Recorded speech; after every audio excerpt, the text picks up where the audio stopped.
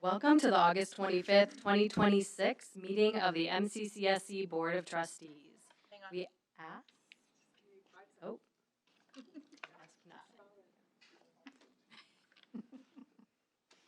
I knew you couldn't hear all the way over there, wasting no time. Flag on the field. Okay, I'll start.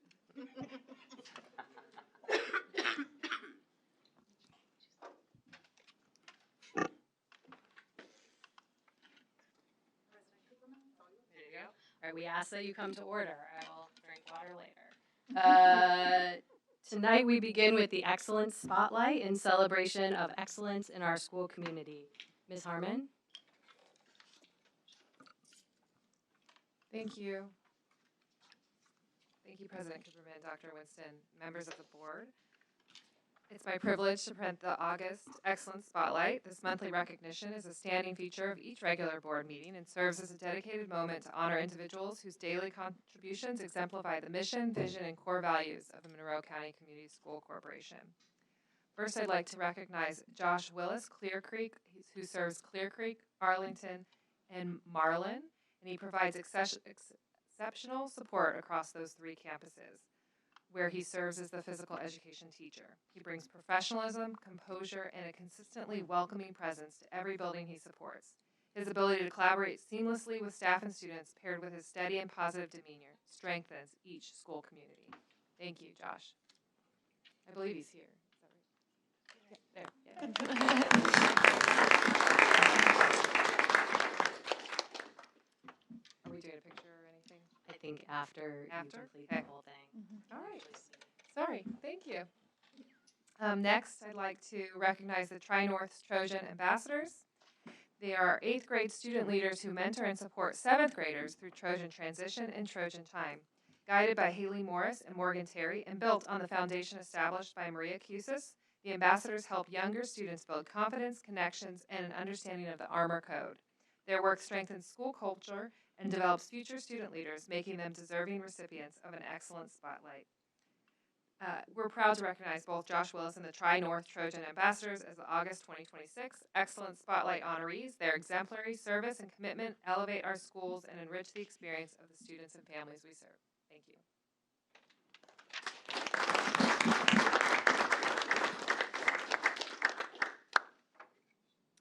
Thank you, Ms. Harmon, and congratulations to all those who were recognized tonight.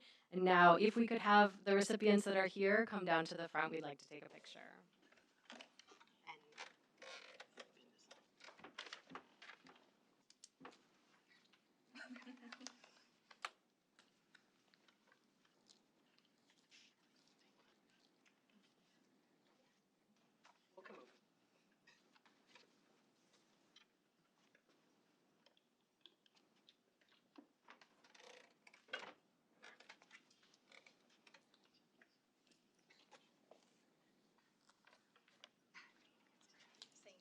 Thank you. Thank you.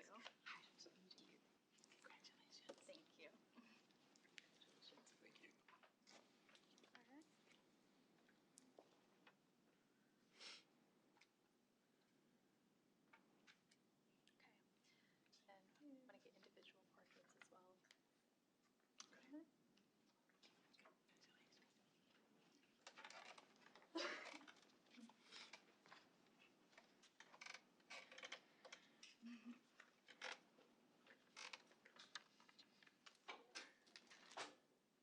I feel like we need to have like jokes to tell during this time, or like something to break the ice. Bad dad Just jokes. some music, a little music. Wait, I think there's a. It's like somebody can pull out a bad dad joke. There's an instrument over there. All right, I want to again thank the recipients for coming, and as always, we won't be offended if they take this opportunity to leave, although you are, of course, also welcome to stay. We will now receive our quarterly update on the activities of the MCCSC Foundation from Mrs. Helm. The foundation, she's not here, I didn't think so. Okay. We're going to skip the foundation update. Next, we will have public comment. Thank you for all those who signed up and acknowledged the guidelines to speak to the board tonight. As a reminder, Mrs. Butcher will ring the bell once to signal that you have 30 seconds remaining for your comments, and 5 bells to signal that your time has concluded. The first speaker tonight is Linnea Amy.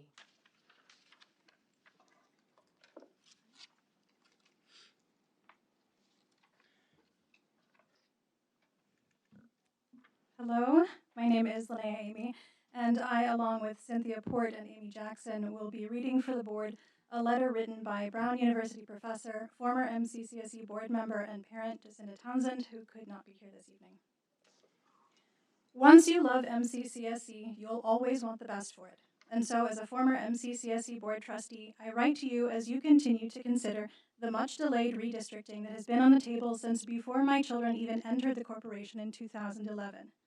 I write to you as well as a current board member of Integrated Schools, a national organization whose mission is to foster racially and socioeconomically integrated school communities, and as former board president of the Ann Arbor Public Schools, where successful attempts at equity included the kind of school merger that MCCSC effected in the Childs Templeton consolidation and in copious use of interdistrict transfers.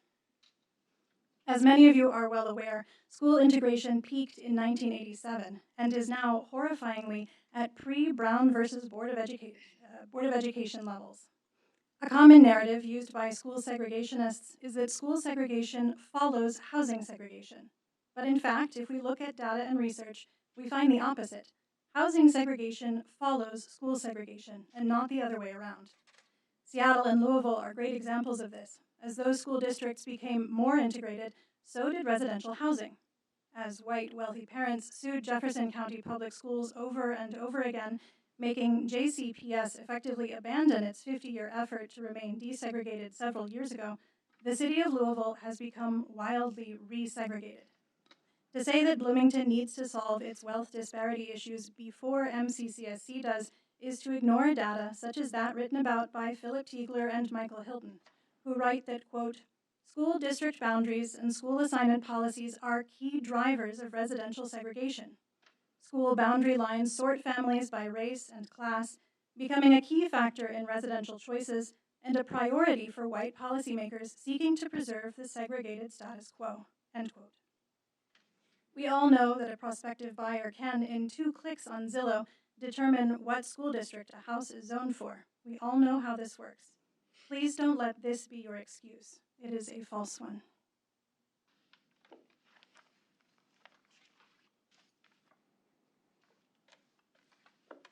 Our next speaker is Cynthia Port.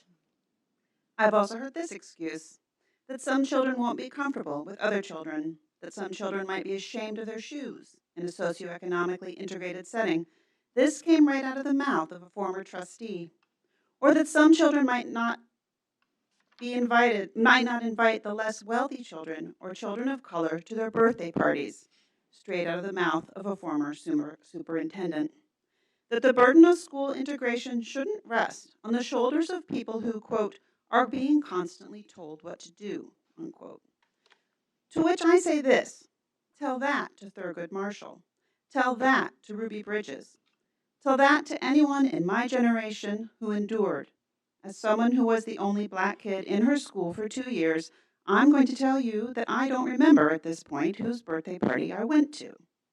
What I remember is that I got the same good education as other children. What I remember is that I have never, not ever, felt that my intellectual needs weren't being addressed and challenged in a school. What I know is that I'm well educated enough to know that this particular objection is bull. To point to tiny social issues in all this is to deny that the most important thing a school does is prepare a child for their future. No child in year 12 is going to care what kind of shoes another child was wearing. They're going to care whether they're doing math at grade level and whether they're headed to college. Which brings me to another objection segregationists love to present when opposing socioeconomically integrated schools. The idea that Title I schools are special sites of assistance for under-resourced children. I present to you more from Philip Tiegler, Executive Director of the Poverty and Race Research Action Council, who writes of the way, quote, progressive state legislatures have generally bypassed desegregation in favor of compensatory funding for districts with greater student need and lower property wealth. Tiegler suggests that these funding systems support segregation and penalize districts that attempt to deconcentrate poverty. And I'll herein put it in starker terms than that. Title I schools shouldn't even exist. They are built to fail. They're a way of concentrating children into public outposts of poverty. They're a way for bottle recycling Prius drivers to say, well, we gave them extra teachers and they still can't learn, rather than integrate schools so that there aren't 25 students in a class of 30 who are still sounding out the alphabet in second grade. And next we have Amy Jackson.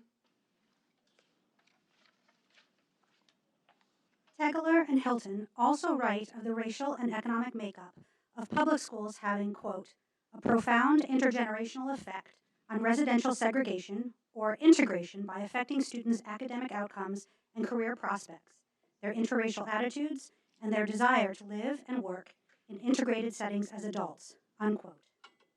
And in my work on the Board of Integrated Schools, I hold that sentence near and dear to my heart.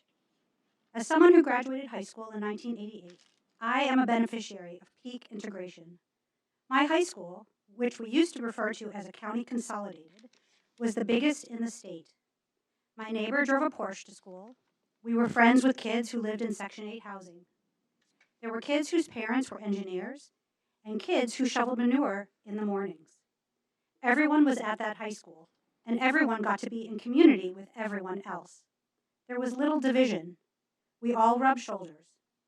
It is something I've been able to carry with me in life that I've found to be unique. The ability to be comfortable with just about anyone, of any religion or race, from any socioeconomic background, in any country.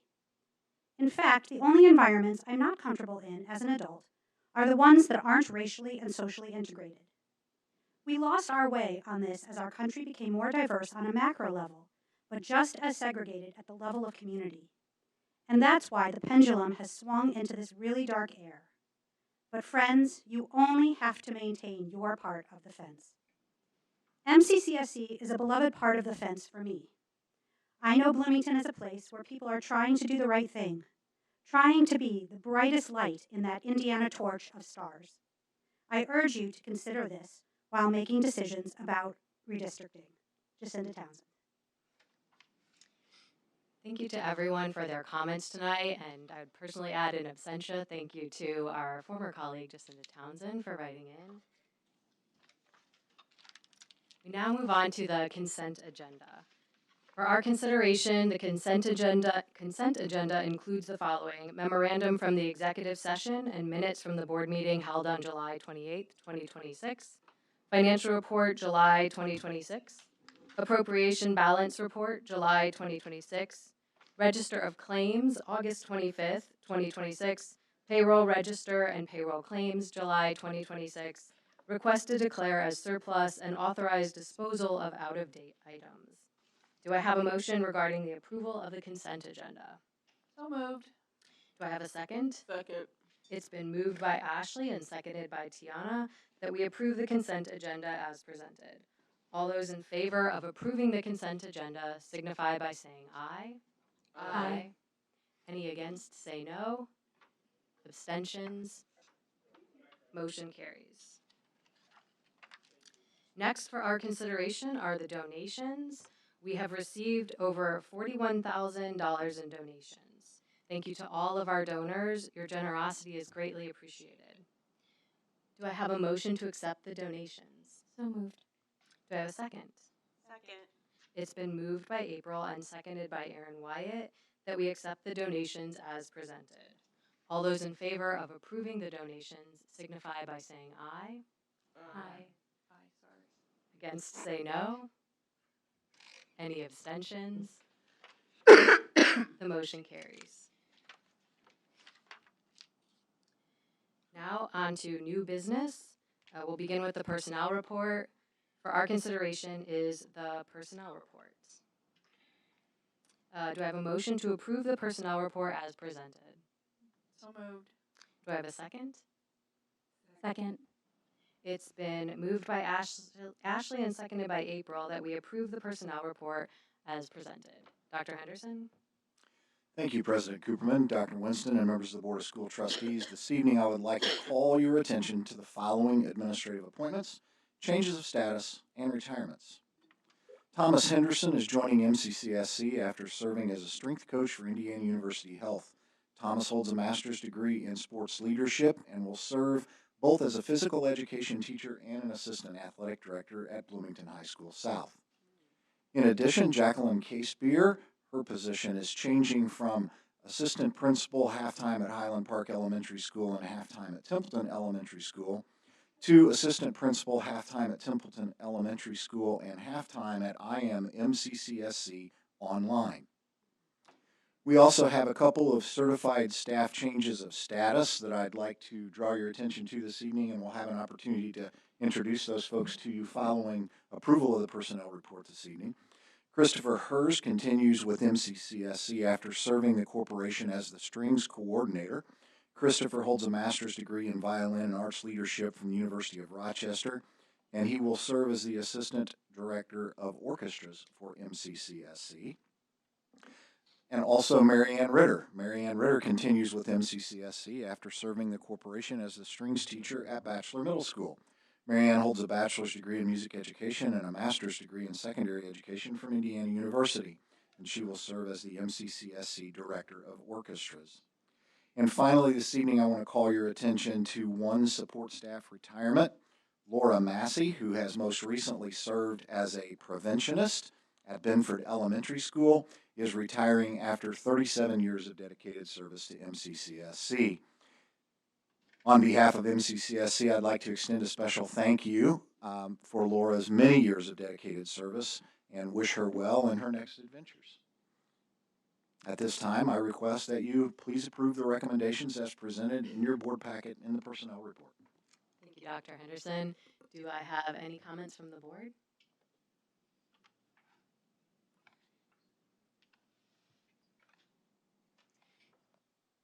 Just echo the congratulations, especially to our retirees. Did you say 37 years, Dr. Henderson? Oh, well, That is correct. amazing service. Thank you. Is there anyone here tonight that you wanted to give time to? Following the approval of personnel report, I would like to introduce our assistant orchestra director and our orchestra director this evening. We'll do the vote first. Yeah, good. Okay. Do I have a motion to approve the personnel report? Did we not do that? I think we did that. Thanks, guys. It's a team effort tonight. All those in favor of approving the personnel report signify by saying aye. Aye. Any against, say no. Any abstentions? Motion carries. Thank you again, President Cooperman. At this time, I'd like to invite Christopher Hers, our new Assistant Director of Orchestras, up to the podium to say a couple of words to the board.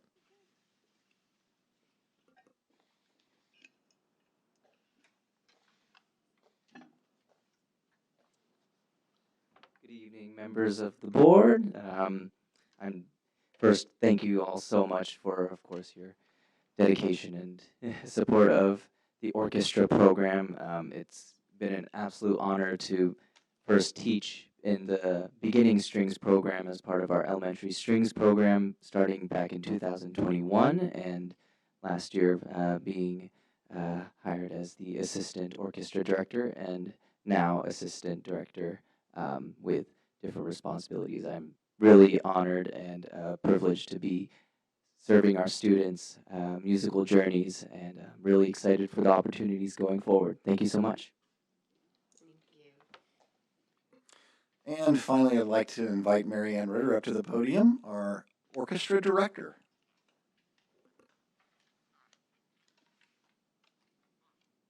Good evening.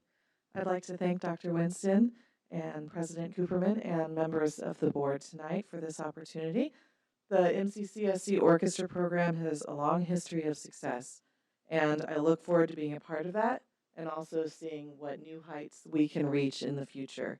Thank you again, and I hope to see all of you at a concert this year. Thanks. Thank you, and congratulations to both of you. Next, we will move on to the contracts. Do I have a motion to approve the contracts and quotes as presented? So moved. Do I have a second? Second. It's been moved by Ashley and seconded by Asia that we approve the contracts and quotes as presented. Mr. Irwin? Thank you, President Cooperman. I have 3 specific agreements for tonight that I do want to highlight. The first one is CBRE listing agreement. I provided background information on that listing agreement for facilitating the use or facilitating the sale of the old Herald Times building because I felt like it was important information for everyone to know as to why they were chosen for that endeavor. Not only did they meet our RFQP requirements, but they have the resources and the connections to help us with this type of property, with selling it. They've done business here locally successfully, and we're excited to have a quality group helping us with this endeavor. Another one that I want to highlight is our CSO agreement, a familiar and trusted partner of the MCCSC, but also well-respected and established across Indiana. They were recommended after a very thorough review and interview of the responding firms for our facilities master planning process, and CSO brings a wealth of knowledge and experience that will be invaluable to that process as well. And then the third one that I want to highlight is the Skillman agreement. That is a new partner for us, but another highly respected and regarded firm in Indiana. They have worked well with CSO and many other school corporations and specialize in construction management, estimating, scheduling, and bidding, and they will be very impactful throughout the process for facilities master planning, and we look forward to engaging with them as well. We're going to talk a little bit more about facilities master planning later on in our quarterly update, but I recommend all contracts as presented. Thank you, Mr. Irwin. Are there comments from the board? I just have a quick question. Did we do a facilities master planning some years back, a few years back? And was it CSO who did that, or was it a different entity? Do we know? During Dr. DeMuth's tenure, there was a facilities master plan that was done many years ago. Okay. So it's been quite a while. Yeah. Okay. Thank you. But you're recalling that CSO has also done some facility assessments. That is. I did remember that Many they've years done ago as something well. for us. I just didn't know from the facilities perspective. Okay. Thank you. Other comments or questions? All right. All those in favor of approving the contracts and quotes signify by saying aye. Aye. Against? Abstentions? Motion carries. Next for our consideration is the authorization to advertise the 2026 budget. Do I have a motion to approve the authorization to advertise the 2027 budget as presented? You might have said 6 before. It's 7. Thank you. I really want it, but I'm not going to do it. 6, 7. Okay, it's been done. 6, 7. Now I need a motion to approve. So moved. Okay, thank you. Do I have a second? Second. It's been moved by Aaron Wyatt and seconded by April that we approve the authorization to advertise the 2027 budget as presented. Mr. Irwin? Yeah, it's wild to think we're already here talking about the 2027 budget, and it's that time of year again. So what I'm going to highlight tonight in just our authorization to advertise the budget is talking about timelines, processes, normal procedures, so that everyone is just reminded of that. And that's kind of where I start tonight, and it's just a reminder of that process. So when you look at this timeline of key dates, August is when we ask for permission to advertise. In between the September meeting is when we would actually advertise the budget and the capital projects plan and bus replacement plan. And then we'd have our hearing with another presentation over the budget in September. Adoption is in October. And then in that in-between time, between October adoption and December is when the DOGF is working through our budget. And then in December is typically when we receive what's called our 1782 notice, which is just our budget notice, where they have then worked the numbers, brought them back to us. We have 10 days to respond about whether or not we agree with what it is that they've come back with, and then that budget becomes final. So that's just a reminder of that normal process that we follow, and I'm going to talk a little bit more about some of those details here as we keep going. So with that publication date, it's planned right now in our schedule for September 8th. And it has to be at least 10 days prior to our public hearing, which is set for September 22nd, so our next regularly scheduled board meeting. The bus replacement plan and the capital projects plan, those are also posted to Gateway, and then they're also posted to our school website. I use the term Form 3, and that's simply just a notice to the taxpayer. That's the form as you walk through the budget forms, the way that it's numbered, and it's commonly referred to that here just kind of in our world. But that's advertised with all of our major funds and our levies and our meeting notices. And then from an accuracy and monitoring, is this year the DLGF released what's called Budget 2.0. Okay, so that is the program that we used in order to work with the Department of Local Government Finance to submit our budget. In that, in years past, we've always talked about when we input assessed value or certified net assessed values into the budget, we've always used 85% of the previous year's AV. In this year, when they released that new program, they went ahead and did it for us because that's what they recommend that you do. And we'll talk a little bit more about why that is as we get through this. But again, when we are advertising, we are setting the ceiling on our budgets and on our levies. So as soon as those go out, you can work down, but you can't work up from that number. And so again, we'll talk a little bit more about just some of those rules of thumb and normal processes that we follow. And then, like I said, there's that regular ongoing monitoring of revenues, expenditures, and the process of budgeting that we walk through each year. So this slide, what it's showing you is a comparison right now of the budget that we plan to advertise for 2027 in comparison to our current year, 2026 budget of what was approved last year through the DLGF. And so when you look at each one of those funds, there is one on there that there's nothing there, and that's our school pension debt service. We make our last payment on that this year. Last year, we had a budget for that and a levy for that. This year, we do not because that debt is retired. So that's why you see a zero there for that. The other budgets that you look at, our education fund, are both of our referendum funds and our debt service fund. The budgets are a little smaller than last year. And that wouldn't surprise you as we continue to talk about the things that it is that we're navigating as a school corporation. But then our operations fund, that budget is actually bigger than what it was last year. And a lot of that has to do with, again, planning for and making room for the expectation of escalation of prices for utilities, for services, for goods, and all of those pieces. But also we did some fund simplification that we talked about how we pulled back in some of the things from 21st Century Grant going away, extended day, adventure camp, some of those things coming back to that home fund makes that budget increase as it relates to just accounting for the known and expected expenditures within that fund. So that's the one fund that individually has a higher budget than last year, but overall budget submission is right now a little over $3 million and decrease from what it was in 2026 here this current year.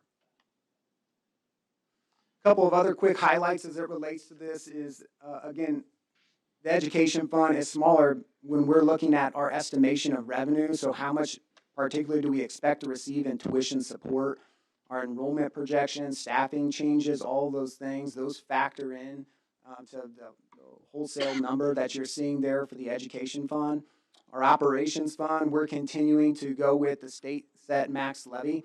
That is one of two funds where we have a max levy or operating levy that we're allowed to collect. And that budget is increased, as I said, to account for those escalation of expenses and then just moving back things with extended day, adventure camp, and so on.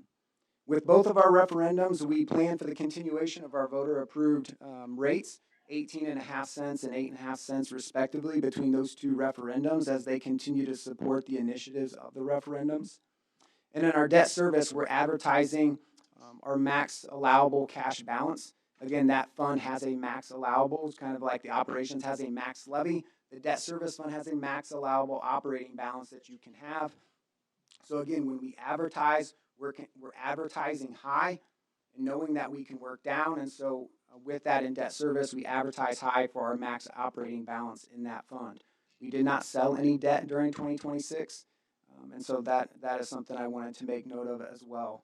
And then the last piece on there is I, again, make mention of the bus replacement and capital projects plan. Those are have to be submitted in order to have the ability to expend operations fund dollars on those types of expenditures. They are plans. They are not set in stone. They encompass a number of years. The capital projects plan over a 3-year period of possible expenditures. The bus replacement, a 5-year period. And so that is something that we work through with the transportation department, our operations team, as we look at that to try to make them as up to date and looking at the big picture of what we think could possibly happen over those years. But those will be posted to Gateway and also to our school website. What I'm going to show you next, this is just the form that actually gets released. When I say the Form 3, this is the top portion of that form. And what it's giving you is just, the information about when our hearing date is, location, adoption date and location. And then it has numbers on there as it relates to when I talked about the operations fund has a max levy. That is our max levy for our operations fund. And that is obviously what I said we were advertising for. The number below it talks about tax credits. That's not a positive number. That's the amount of property tax that they expect us to not receive due to either property tax caps, but in this case for us, it's mostly SEA 1 losses related to the supplemental homestead deduction. So that's their estimate of what it is that they expect. And so that's on every school corporation's Form 3 is the information that you see. So we plug in Monroe County Community School Corporation and our information, and this looks the same for every school corporation when they post it to Gateway. The bottom portion of the form looks like this. And so obviously column 1, as it shows, is the fund name, but column 2 is our budget estimate. Those are the guardrails of which we expect our spending to stay within over the next year. And then again in column 3, those are the ceilings of the levies that we would need in order to raise funds to support those budgets. And then what you're seeing is our current tax levies in column 5, and then the percentage change from that. The operations fund one is the MLGQ for the operations fund this year is 6%. It shows 9.39% for us, and it's because last year we levied for school pension debt. They take that levy out of your operations fund. So the levy that you're seeing for current on operations, that is less what it is that we needed to be able to make our pension debt payments. And so it's truly a 6% raise from what it is that we would have been allowed last year had we not had the pension debt. A couple of quick reminders and just touching back on some things that I know that I've reminded you of several times, but as we look at this, we're advertising high and we are setting the ceiling for the budget. That is a normal thing that all school corporations do. Column 2 and column 3, those are the ceiling numbers from the Form 3 that I showed you. We are creating in column 2, that is the budget. That is what we're asking for in appropriation. And when I use the word appropriation, that is the state saying, what is your authority to spend? And they agree that you have that amount of funds that you could spend and still have cash on hand at the end of that year. It's guardrails for spending. It is not the expectation that we would expend every one of those dollars, but that is what the budget is setting, are those guardrails. And then again, with column 3, our advertised total levy, that will come down. Again, we advertise high, and we did that last year. We've done that in years past. That is to protect our budget so that if AV were to change after it's been certified, it protects us to make sure that we get the appropriate level of levy that we need to support our budgets. And so that is a part of best practices that when I look at bullet point 1, from the DLGF is that we advertise those ceilings to protect against those unknowns. The DLGF themselves have put in the 85% as a default in the budget. And again, the budgets are the guardrails. And again, as we look at the budget, those are estimates based on known expenditures or expenditures that we know will come and revenue, and it's based on historical trends and things that we know that have changed within any given year. I can't look at just historical trends and create a budget from that because any given year rules change. We've talked about that a lot at different board meetings, and so there's a lot of information that goes into how we determine what is the appropriate amount of revenue we expect to receive in any given fund or the amount of expenses that we expect as well.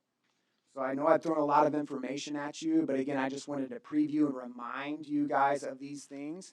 And then as we move forward into next month, I'll give a little bit more in-depth presentation as it relates to the budget itself and the process that we go through when we create those budgets. So with that, I'm asking for your approval to advertise. Thank you, Mr. Irwin. Are there any questions or comments from the board?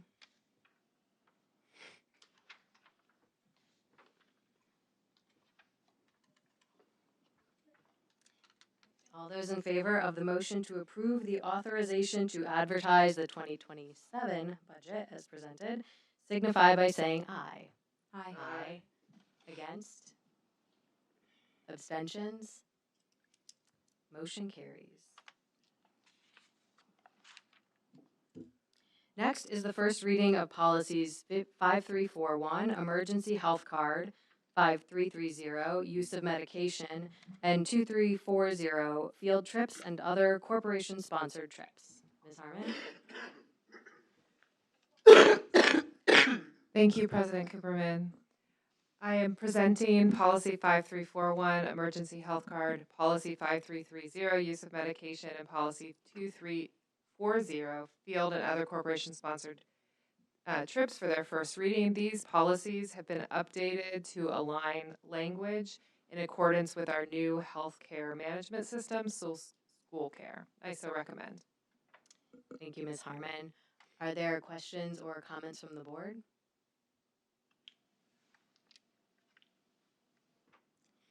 As this is a first reading, no action is required. As mentioned, this will be brought back to the board for a second and final reading in September. Tonight we have several informative presentations. We will begin with a back-to-school update from Ms. Harmon. Thank you again, President Cooper and Dr. Winston, members of the board. I'm really excited tonight to share our annual back-to-school update. It's a look at how our staff and students started the 26-27 school year and some of the highlights from these first few weeks. As a starting point, I really wanted to talk about what happens before. So before a single student walked through the doors, our custodial and maintenance teams were already hard at work behind the scenes. Across the corporation, they're responsible for keeping nearly 2.4 million square feet of classrooms, hallways, restrooms, common areas clean, safe, and ready to learn. To put it in perspective, just sharing some numbers here, given to me by Dr. Henderson's team, they replaced and repaired 2,650 square feet of sidewalk, installed 17,604 square feet of new epoxy and carpet flooring, screened and recoated 36,609 square feet of hardwood gym floors, and spread 575 cubic yards of playground mulch. This is the kind of work that happens every summer, mostly unseen, but it's what makes opening day possible. From there, thinking about August 3rd and 4th, where every building had dedicated time to collaborate, prepare, and plan for the year ahead. It's a shift from our usual corporation-wide kickoff event.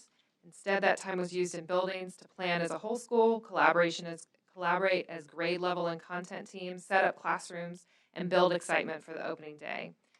These are a few photos of just the energy and teamwork that went into those 2 days, and also, as tradition, we take staff photos at every school, so just giving you some time to see those as well.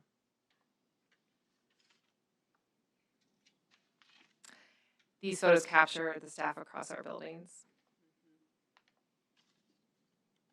Again, before the school year officially starts, staff were ready. It was time to welcome students and families back in before the first bell. At the elementary level, families and students visit the day before school starts for a meet and greet, which is a chance to meet their teacher and find their classroom ahead of day one. And at the middle and high school level, we held 7th grade and freshman orientations, building tours, and orientation activities that help our incoming 7th graders and freshmen get comfortable navigating their school before the first day. And then students come.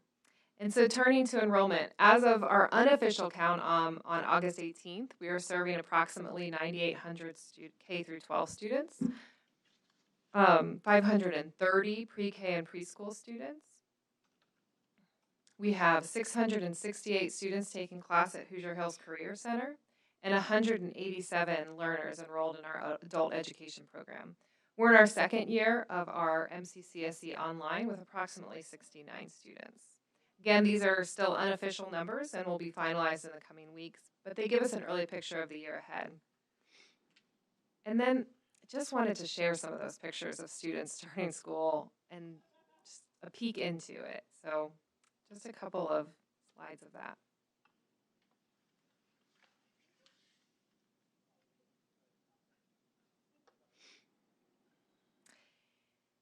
None of this happens without students getting to school safely every day.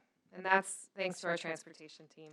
And of course, their parents who are also bringing them to school. But our transportation routed 6,476 students to a bus. They managed 3,762 bus stops and drive 7,427 miles a day. Also, as a highlight, to date, our electric bus usage has saved 96,031 pounds of CO2 as well. You can see buses roll out in this short video that's just looping for you on the first day of school. I'd also like to highlight our child nutrition department, and it's had a busy and exciting summer getting ready. So menu planning, they successfully taste tested a couple of new items at Adventure Camp, Trix Muffins and Hush Puppies, and those were very popular and have been added to the menu, as well as a brand new pizza at the high school level. After just 1 week of school, the high school prepared 45 pizzas a day and 360 slices. A lot of pizza.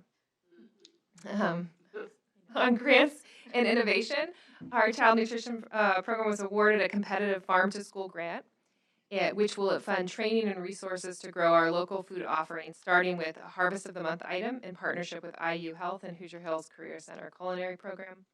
And I think I'd like to also note that our department operates 6 USDA child nutrition programs: the National School Lunch Program, the School Breakfast Program, the Fresh Fruit and Vegetable Program, the After-School Snack Program, and the Summer Food Service Program. And soon they'll be adding the Child and Adult Care Program at the Early Learning Center. Beyond the classroom, our fall athletic season is in full swing, and students are back in clubs, art programs, and activities that makes our schools feel like home. We can see here students playing the flute, our soccer players warming up on their new field, which is also then on the right, our ribbon cutting for that field as well. It's a great reminder that school is about so much more than the classroom. It's about belonging and the activities that engage our students. Finally, a quick highlight about keeping our students safe remains our highest priority. Most recently, we've updated our school safety terminology to align with the Standard Response Protocol, or SRP, which is a nationally recognized framework you can see there on the right, and have shared and established clear protocols for communicating with staff and families through Parent Square. And we are conducting emergency notification tests. Many of you probably received one on Friday, August 21st at 12 p.m. in all of the ways. And we'll have another one. All the ways. Want to make sure all the ways work. Friday, January 8th at 12 p.m. as well. That's making sure our systems and our communication with families are working exactly as they should. And as a closing point, right, we have so many through reasons to be the best that we can be, from our staff to our students as well. Every student, every day. Thank you. Thank you, Ms. Simon. Are there any questions or comments from the board? I mean, I feel like I just want to say thank you to everyone who made this day possible, the opening day and then the days that follow. It's clearly so much labor that goes into, you know, just ensuring that our buildings are ready to open, that they're safe, that our kids are well fed. I have asked my child not to eat pizza every day at lunch, but, you know, like, there's not much I can do about that. He does branch out occasionally. But I just think there are so many wonderful pieces and parts to every single one of our schools in this district. And thank you to every single person out there who has made that possible this year and every year. But for now, this year.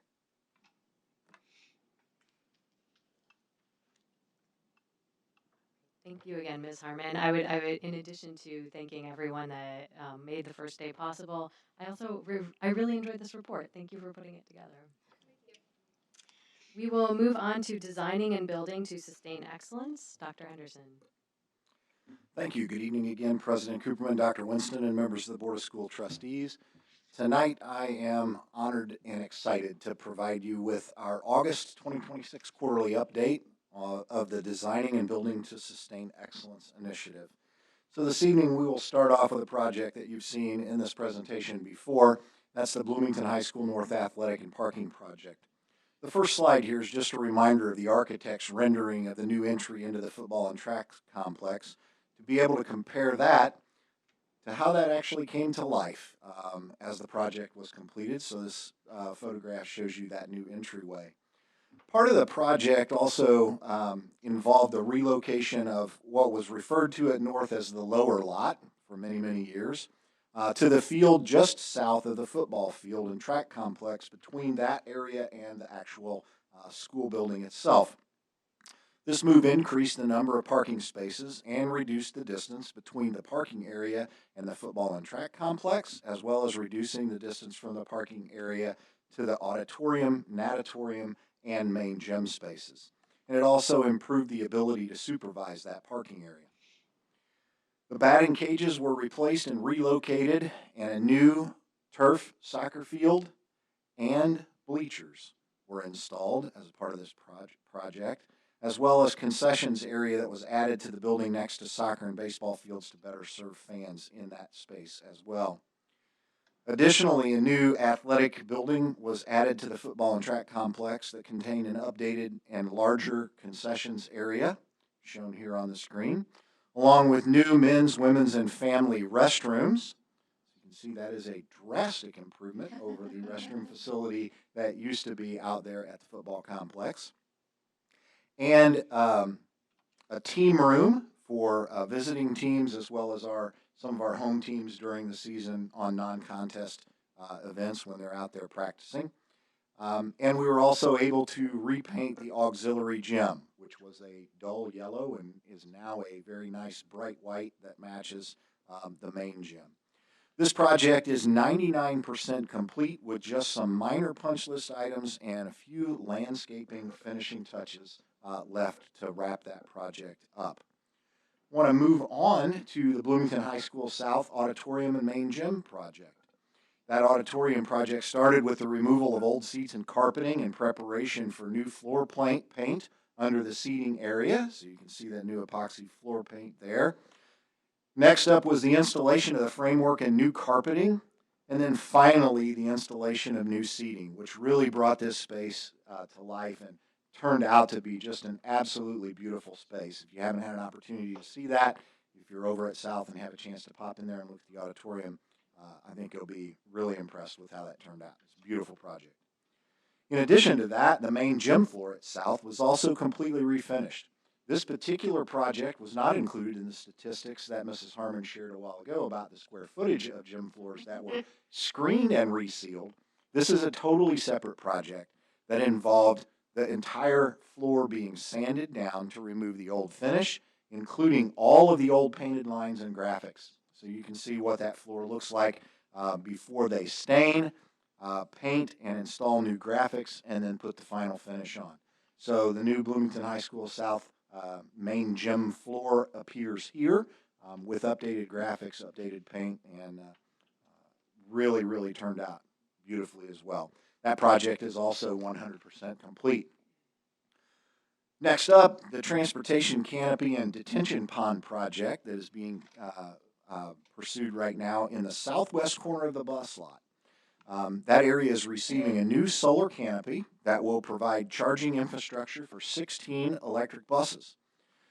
This next photograph shows the trenching that is being done to bury the electrical connections that will connect to the chargers, and they'll eventually connect over to a new transformer on the pad that's framed up there. I was over there today, and that actually is poured, and the transformers are in place, but I didn't have time to get a new picture into the presentation for tonight. So that's moving along quite well also.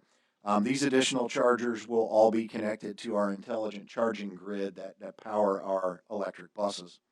Also, a stormwater detention pond is being added in the southwest corner of the property as a part of this project, and it is currently about 20% complete, with canopy construction starting in October once the infrastructure is all set in place. And finally, this evening, I'd like to highlight a few of our other hardscape projects that were completed over the summer. Concrete repairs were made at University Elementary School in the upper left-hand corner there. That concrete area there was in really bad shape with a lot of cracking and peeling and flaking of the top surface of that. along with the band trailer parking area and a bus pickup location at Bloomington High School North there on the center and upper right. Additionally, a new sidewalk was added to Rogers Elementary School, and the early learning playground area was fenced in to ensure our youngest learners have a safe and secure place to enjoy their recess time. And then down on the lower area there, you'll notice that the main intersection and bus lanes on the Rogers Benford campus were completely replaced with new pavement. Pedestrian walkway and traffic lines were all repainted, and we were also able to replace some curbing and a stairway landing at Clear Creek Elementary School, eliminating some trip hazards there as well.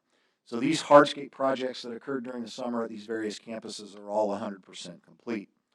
I think it's also important to point out that while these projects are a direct benefit to the students and families we serve in the MCCSC, as well as all of the visiting teams, performing arts ensembles, and families who visit our facilities from other school corporations, these projects also support our local economy.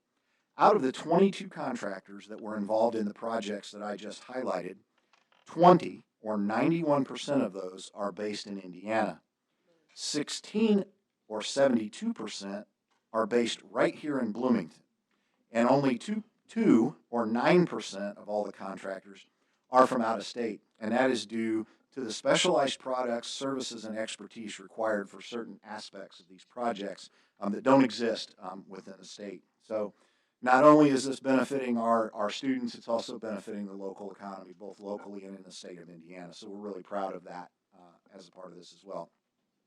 I'd also like to remind everyone that all of these projects are 100% bond funded. 0 referendum funds, 0 educational funds, and 0 operational funds were utilized in the completion of any of these projects. And if anybody would like to learn more about our bond funded designing and building to sustain excellent projects, both current or completed, you can utilize the QR code on this slide or visit mccsc.edu/building for more information. Thank you for the opportunity to present this information to you this evening. Thank you, Dr. Henderson. Questions or comments from the board? Yeah, I was gonna say thank you and thank you to also the construction. You're like the construction Sam manager. Fleener, yeah. I know you. Yeah. Sam Fleener, yes, Mr. Director of Fleener, Construction. thank you for all of that. I mean, it's nice to visit. I was at North. I mean, happened to be at the North-South game and got to see the wonderful facility and also the South Auditorium. They did I'll do a shameless plug. Make sure you go and see Guys and Dolls. We did a preview doing the South, their freshman visit day or whatever they had us looking out in the classes. So it looks really great. So thank you for all your hard work. You were definitely busy. Yeah, I think it was also like a change to not hear the audible gasp from the South at the South graduation, right? When the bleachers would typically, you stand up or you sit down and it shifts and you would always hear the entire crowd just like, because it sounds like it's going to fall down, right? Yeah. So I think it's was a worthy investment for sure. President Cooperman, may I? Of course. I just want to take a moment to give an additional shout out to Sam Fleener. Any one of those projects is a lot to manage. Any 2 of those projects would be a lot to manage. But to manage all of those 22 projects in the midst of his day-to-day responsibilities is a lot. He doesn't do it alone, and he'll be the first to tell you that it does take a complete team. But his leadership, his oversight, his guidance, and the degree to which he holds our contractors accountable and responsible to meet deadlines is second to none. And so I want to go on record of acknowledging Mr. Fleener. And I also want to recognize our team that supports Mr. Fleener throughout the process. Certainly the work that Mr. Irwin does in making sure that we have the finances to be able to secure projects, the oversight that Dr. Henderson provides, the support that Mrs. Harmon provides to make sure that we're addressing our academic needs as our first priority. And certainly you won't be surprised to know that Dr. Dowling also plays a role in supporting this body of work. And so we meet on a regular and consistent basis to oversee the facility needs of the corporation within the notion of our academic and our arts needs as well. So kudos to our entire team. Thank you, Dr. Winston. Thank you, Mr. Fleener. Thank you, Dr. Henderson, for that report. The last presentation is the quarterly report on our 2-year strategy of sustaining excellence and financial transparency. Mr. Irwin? Yeah, I'm appreciative of the next opportunity here to give you another update. We're 18 months into a 24-month strategy, and how time is going quickly. But I'm excited to give you this update about where we stand. I start in a familiar place as I normally do, just because and I've said this in past board meetings, I don't take for granted that people have always seen every presentation that we've given. I know that the presentations are online. But I always like to start here because I think it's a reminder, and then there's some appreciation afterwards to see the progress that we've made as well. But when you look at this slide, the numbers individually inside of each portion of a bar, that's the individual fund balance of that respective fund. And then the numbers at the top, or as you move to the right at the bottom, that's the cumulative total of what those 3 funds would be. And those are our 3 largest funds as a school corporation. Would be had we had not taken any action before we started this 2-year strategy. So I do that as a reminder, and just to know people to know we've had to make a lot of hard decisions, but we had to make a lot of hard decisions, and I think that's the point, and we've done that. So with that, the next slide is something that I think is important too. I spend a lot of time at board meetings, and I know I throw a lot at you, and you're probably like, when is he going to stop? But I put this information out because I think it's important people understand how things continue to change. The picture is constantly evolving. And so when I put these things on here, these are things that I see as major drivers in the changes that we've seen even since the last time we gave this update in May. So the first one is the one that I keep up there every time, but that's just we've had more months come in, so more things are actual and less things are projected at this point in the year. The other thing is we're continuing to monitor our estimates with student ADM, and because student tuition support and student enrollment is our #1 source of funding as a public school corporation, and so that's a major driver in the projections of our school corporation. And the corresponding demographic changes is that we talked a lot about not only across the nation in the state of Indiana are there demographic declines with population, but here locally we experience it greater so than other places in the state. And so that's something that very much has to be at the forefront of our planning and paying attention to that information. Number 3, we talked a lot about at past board meetings, but that's just the MOGQ. I talked about that actually just earlier tonight. So with the state sets the max levy growth quotient for our operations fund, that was 6% this year. That was a change from what we felt recently, which is 4%. But then afterwards, I'm projecting only 4% afterwards because I'm not going to project something higher. That has been a bit of an anomaly than what we've experienced the last few years. I would rather be on the conservative side of that. And then also we know that this year we had that one-time flexibility of spreading the SCA 1 losses due to the supplemental homestead deduction across our debt service and operations fund. And moving forward in 2027 and beyond, it all goes to the operations fund. And so these projections assume that as well. We have our current staffing levels set for the 26-27 school year, and that's reflected in these projections, which is a very important part of our #1 expenses as a school corporation are the people that we employ to serve children. And so that's something that is very much important when you look at these projections. And then the actual input of reimbursement from the taxable general obligation bond in 2026 to support fund balances, and then moving forward the planned amounts for 27 and 28. We continue to keep at the forefront the use of one-time funds and how it's played a role in helping us to achieve this strategy. The other one, number 6, is Policy Analytics is a familiar partner that you guys know that we work with, and they are constantly on a regular basis evaluating tax-based changes and how legislation affects the moving pieces that interact with our budget. And so right now, the net assessed value and expected tax revenue of how that impacts our referendums is incorporated into these projections.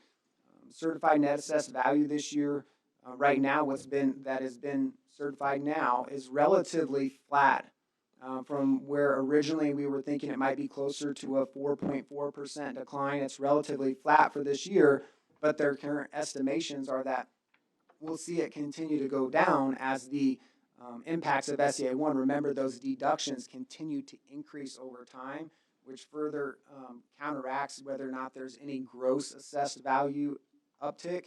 Those deductions are pulling down. So whether or not gross assessed value goes up, those deductions get bigger and bigger, and they pull it down. So, and then the last one, I talked about this at the last meeting, is that we've now started to create a much more dynamic view, but that we are adding escalators in there for things, for expenses that are outside of our direct control. We don't control how much fuel costs. We don't control how much people charge for services. We don't control some of the things that what they cost that we buy. And it's important that we continue to plan for the escalation of those expenses. And so that's been factored into this next chart as we look at where it is that we expect to be. So again, I go through those 7 things because they are major drivers in where it is that we are now and where we project to be. And so again, I want to remind us of that as we continue to move forward. So with that, without further ado, as looking at this picture still is showing us what it is that we want to see. And that's progress of where we want to be, as far as we talked a lot about a position of financial strength. And so cash balance projections, if you look at my middle takeaway, is that they're showing still that we are progressing towards a position of financial strength. And that's what we intend to do and intend to be. And we need that because we are one of the biggest employers in this county. We educate thousands and thousands of children, and it's really important that we are in a solid place so that we can continue to be a place of certainty for them in a world where a lot of times we experience a lot of uncertainties. And so we want to continue to push ourselves to be in that place. The arrival and strategic use of one-time funds, they are continuing to work as intended. They very much support the picture that you see, and they allow us that runway to make structural changes, as well as I've talked about, you can achieve balance, but if you don't have the proper safety nets or that position of financial strength in place, you still need to work your way to get there. And so those one-time funds are very vital in helping us to do both, balance with those appropriate safety nets. And the third point that is furthest to the left is that we have to continue to monitor those demographic trends. Those are things that we can't entirely predict. They are completely outside of our control as it relates to some of the pieces that interact with us, but in the legislative piece as well. And those interact with one, tuition support, so our largest source of revenue. And the legislative piece very much interacts with how we are able to collect property taxes or how that impacts property tax collection. And so that is something that is our number 2 source of revenue as a public school corporation. So we have to continue to monitor that, but we're very, very pleased with the progress that we made. And we know that this has been a collective effort of everyone across the organization. And so we're very appreciative of that progress. This slide you've seen a number of times. I leave it there just as that reminder. I'm not going to go through every point of this, but we have outlined what we believe are effective and ineffective uses of one-time funds, and then continue to provide some concrete examples of what those are so that people continue to understand that. We talked about strategic fund management, strategic use of one-time funds, but putting a little bit more definition to our perspective on operating from a position of financial strength. In our education fund, our goal is 18 to 20% of expenditures. And there's some different rationale and context that's really important to these numbers, because numbers without context can be very misleading. And so when we look at this, the reason that we're looking for 18 to 20% is, one, the education fund is our largest fund. It has regular revenue coming in. Tuition support comes in on a monthly basis, but it supports a large amount of expenditures and the cash flow needed to operate the school corporation on a day-to-day and month-to-month basis. It helps guards us against the unknowns of student population variability. Like I said in the last slide, monitoring demographic trends is really important. And so as those changes happen to us every 6 months, if we don't have those sitting in a position of strength, it puts us in a place of uncertainty immediately if we're not there. And then again, it guards us against delays or reductions in state revenue. And I'll talk about it and I'll connect it back as I get to the bottom piece too. But it helps us as we, in our other funds, go periods of time without revenue. So in our tax levied funds, so our operations fund and a referendum fund that are not statutory limited. Remember, I told you during my budget presentation earlier that the debt service fund has a operating balance limit. Those ones we're looking for at least 23 to 25% of expenditures. But when you're looking at that, some of those funds go almost 6 months without revenue and regularly occurring expenses on a monthly basis. And so when you're getting out to month 4, 5, almost 6 of no revenue into those funds, it's really important that your other funds, most importantly the education fund, is in a really healthy place because it continues to allow us to have the cash on hand to meet the in and out ongoing needs of the school corporation. It also puts us in a place where as legislative trends and changes happen, and we've talked a lot about that over the last at least year, a little over a year since I've been here, and before that as well, is that when those things change on us, it allows us again to have a longer period of time to change if we need to change how we are operating as a public school corporation and be in a place of certainty. So it's really important that we not only achieve balance, but we continue to operate and move towards a position of financial strength because it's what we need to do to provide that certainty for the people that we employ and the children that we educate. My last piece, and I end on this as far as this part of the presentation, but I just continue to put that reminder out there that the Every Dollar, Every Student website is up there that has a ton of information on it. And a lot of that information is public available data, but that information is in different places. So we continue to bring it into one place, and then we've created links so that if people want to navigate Gateway, they want to go into some of these different state websites, they can find it there too. But we try to be as helpful as possible as it relates to getting that information and understanding how we function as a public school corporation, how we're funded, and where our expenses go. So with that, that concludes that part of the presentation. The next part of the presentation, I told you we're going to talk a little bit about facilities master planning, but this is a really important piece. And like I said, we put out an RFQP for facility master planning services, and we had some good response to that. And we went through a pretty rigorous process as it relates to evaluating partners that would help us to move through that process and have the resources and the expertise to help us do that well. And so you guys already approved those contracts with CSO and Skillman, but we're excited about that partnership with those two and how they're going to help us through that process because this is very closely tied to when we think about financial balance and sustainability, but it's also very much tied to sustaining excellence. And so I know Dr. Winston is going to talk more about that here. Sarah, can you grab the clicker for me? Yeah. Thank you so much, Matt. I appreciate that. So nobody's more excited about this than I am. I'm beyond thrilled, although Matt thinks he's more excited. I'm pretty geeked about it as well. When you think about schools, our schools exist to educate children, not simply to occupy buildings. And when we think about our facilities, they should really reflect and support the academic experiences that we want for our children. That's really the goal. It's the kinds of experiences that we want for every child that walks through our doors.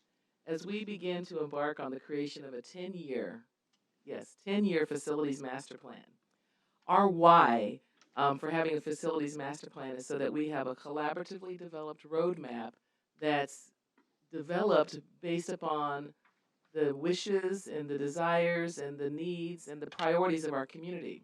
So you're going to see a collaborative process whereby we have community members, we have parents, we have teachers, we have principals, we have students helping us to talk through what are the educational experiences that are most important and most valuable for our students, not just for today, but for tomorrow as well. And so that's the opportunity that we have in front of us in completing this roadmap. As we develop our facilities master plan, our community-rooted educational priorities will continue to remain the foundation for every decision that gets made and every recommendation as we go forward.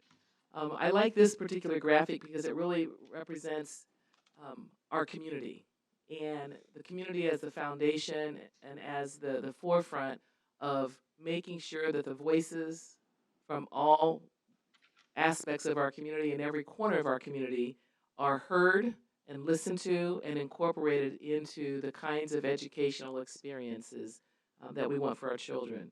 And in fact, you know, when we think about our schools and we think about the role that education plays, how do we ensure that our children have the best learning environments, not just today, not just tomorrow, but for years to come? That's the significance of the work that we have in front of us, and it has the opportunity to be quite transformational. But we can't do that without good data, without good information, and that's where our community partners are going to come in. Our architectural partners are going to be able to help us take a look at that. You'll see down below the designing and building to sustain academic excellence. This will become a part of that body of work as well.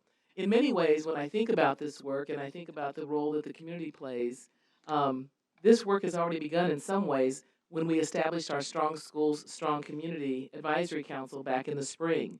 We've spent a lot of time talking with our council about the vision for education. You know, what are the opportunities that exist here in our school corporation? So we've actually already laid the foundation for how we will choose to prioritize the needs of our students through the voices of our community members and the voices of our parents and the voices of our students. When I think about this body of work, I think about it in terms of three priority areas that kind of are overarching, or three pillars. On the left-hand side, you see academic excellence. That's what we talk about all the time. And when we talk about academic excellence, we're just talking about what does high-quality teaching and learning look like? What are the kinds of experiences that we want our students to have? What does that mean for the arts, for athletics, for academics, for literacy, for numeracy? Academic excellence is certainly at the forefront.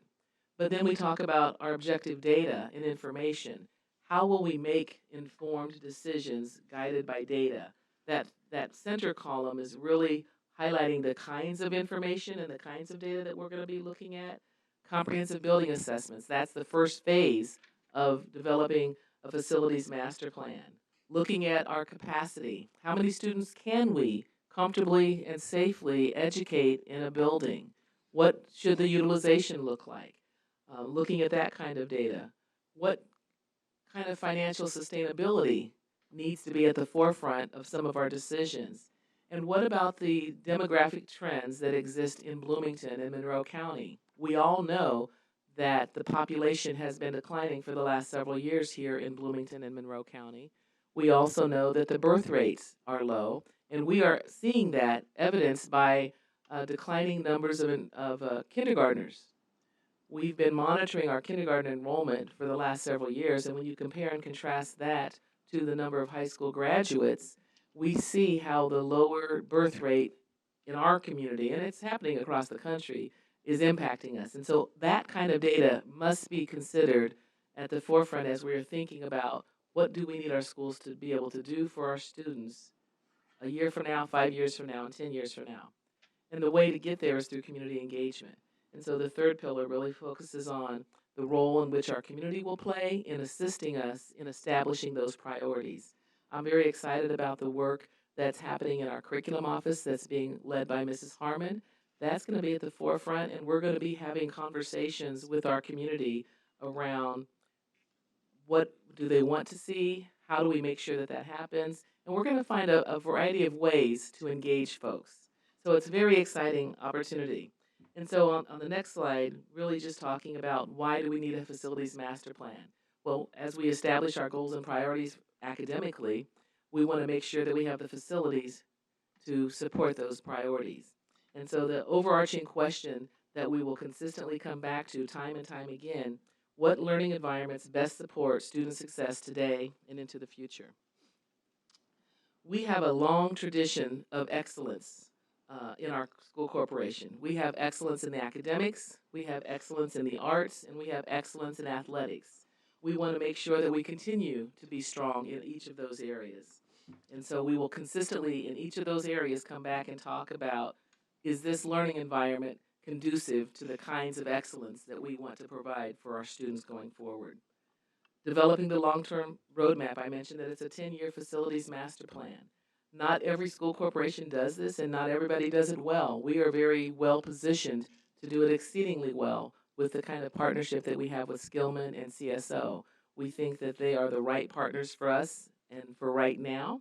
And having that collaborative team that's going to help us focus on the safety needs of our schools, that's going to help us take a close look at our building conditions. I've already talked about capacity and utilization. All of those are part of the conversation. And then certainly we have to pay attention to the demographic trends. The next thing I want to kind of highlight is just the overall benefit of having a long-term plan. We'll be able to take the demographic trends that are happening in our community into consideration as we establish what our future footprint should look like. A couple of years ago, our board commissioned a demographer to do a review, and in his review, he anticipated that we would begin to lose enrollment numbers over the next 10 years, in fact. And so it's really important that we take that into consideration as we are planning the future of our facilities. We're going to have to adjust our projections accordingly. And I've already spoken about how board decisions in the future can be informed by this body of work. It's going to be an opportunity for us to think about the financial implications. It's going to help us take a closer look at what kinds of buildings and facilities are necessary to strengthen what we're doing in the arts. We just approved a new director of orchestra and an assistant director of orchestra this evening. It'll be important that their voices are at the table as well. Later this evening, the board's going to engage in a conversation about redistricting. It is certainly important to note that a facilities master plan process can be very instrumental in helping to inform good decision making as it relates to redistricting, and then overall long-term sustainability. So there are a lot of benefits to engaging in a facilities master plan. As I prepare to close out, I just want to highlight what to expect from the process. The process is going to include engagement, looking at the demographic trends, both for our city, for our county, but also our enrollment numbers. We're continuing to monitor those very closely. Looking at the financial alignment of the expected resources, it's very important that we don't exceed our capacity financially and that we don't overburden our taxpayers. That's at the forefront of our conversations as well.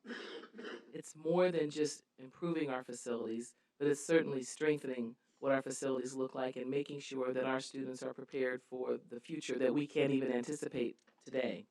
And then quality data and information will inform and guide those decisions. The exciting part for me is that this board and administrative team has been characterized by strong community engagement over the past 2 years in particular, and it will be even more important as we develop our facilities plan.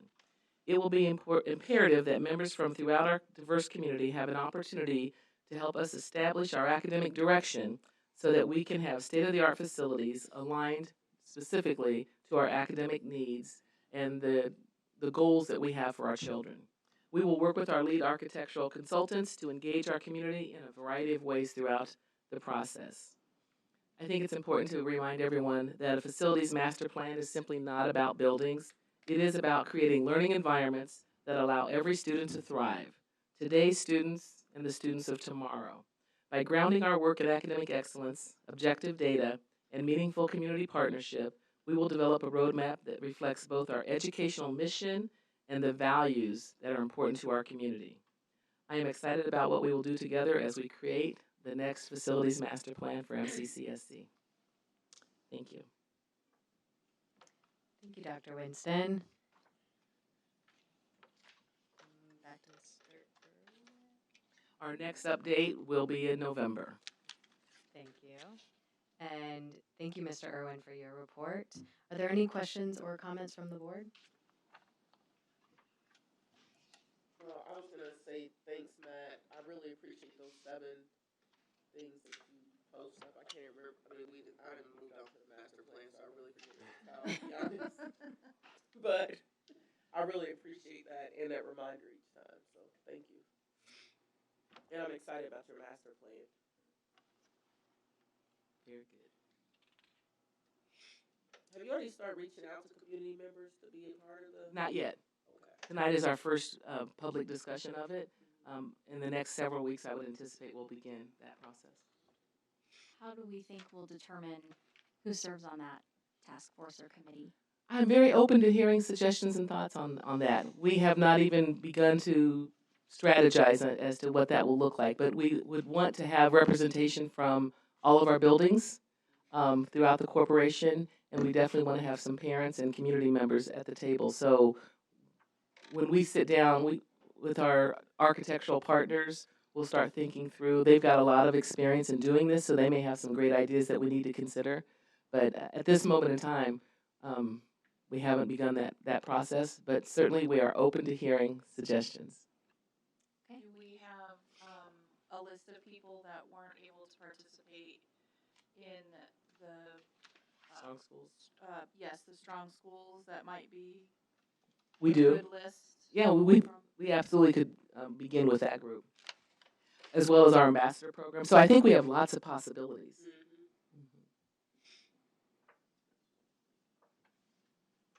Thank you again, Dr. Winston and Mr. Irwin. Tonight we will begin a new segment in our meetings called Committee Reports.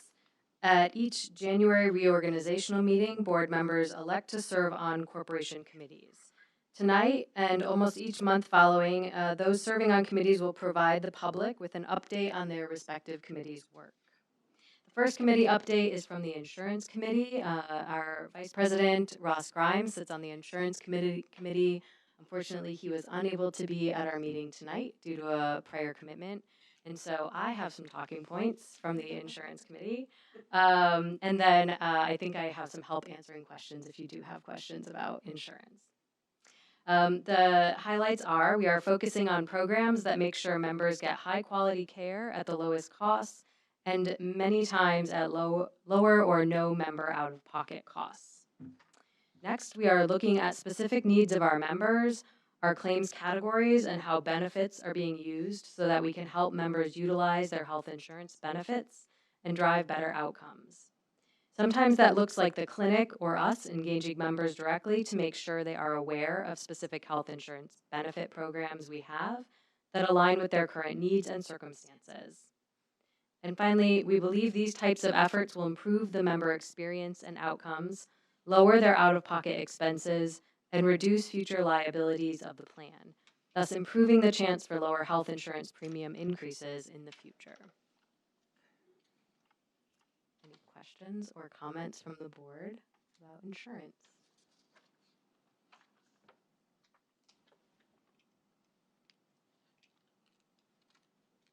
Everyone's least favorite subject to talk about. Ask me how I know. So I'm not surprised. I was just waiting for you to ask the insurance questions. That's right. This is outside my wheelhouse. Not this kind of insurance. We constantly hear no out-of-pocket expense. There's no questions to ask. We're doing the best for our members. I think that's right. Yeah, I like it. I won't take that as a reflection on my delivery of the talking points. Right. Guys don't have any questions. All right. If there are no comments from the board, no further comments from the board on insurance, then we will open the floor for our conversation regarding the redistricting study commission's findings. Would anyone like to begin?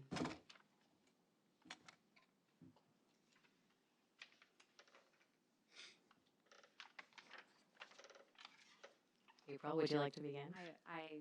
I'm waiting for someone else to begin. Oh, well, we can wait.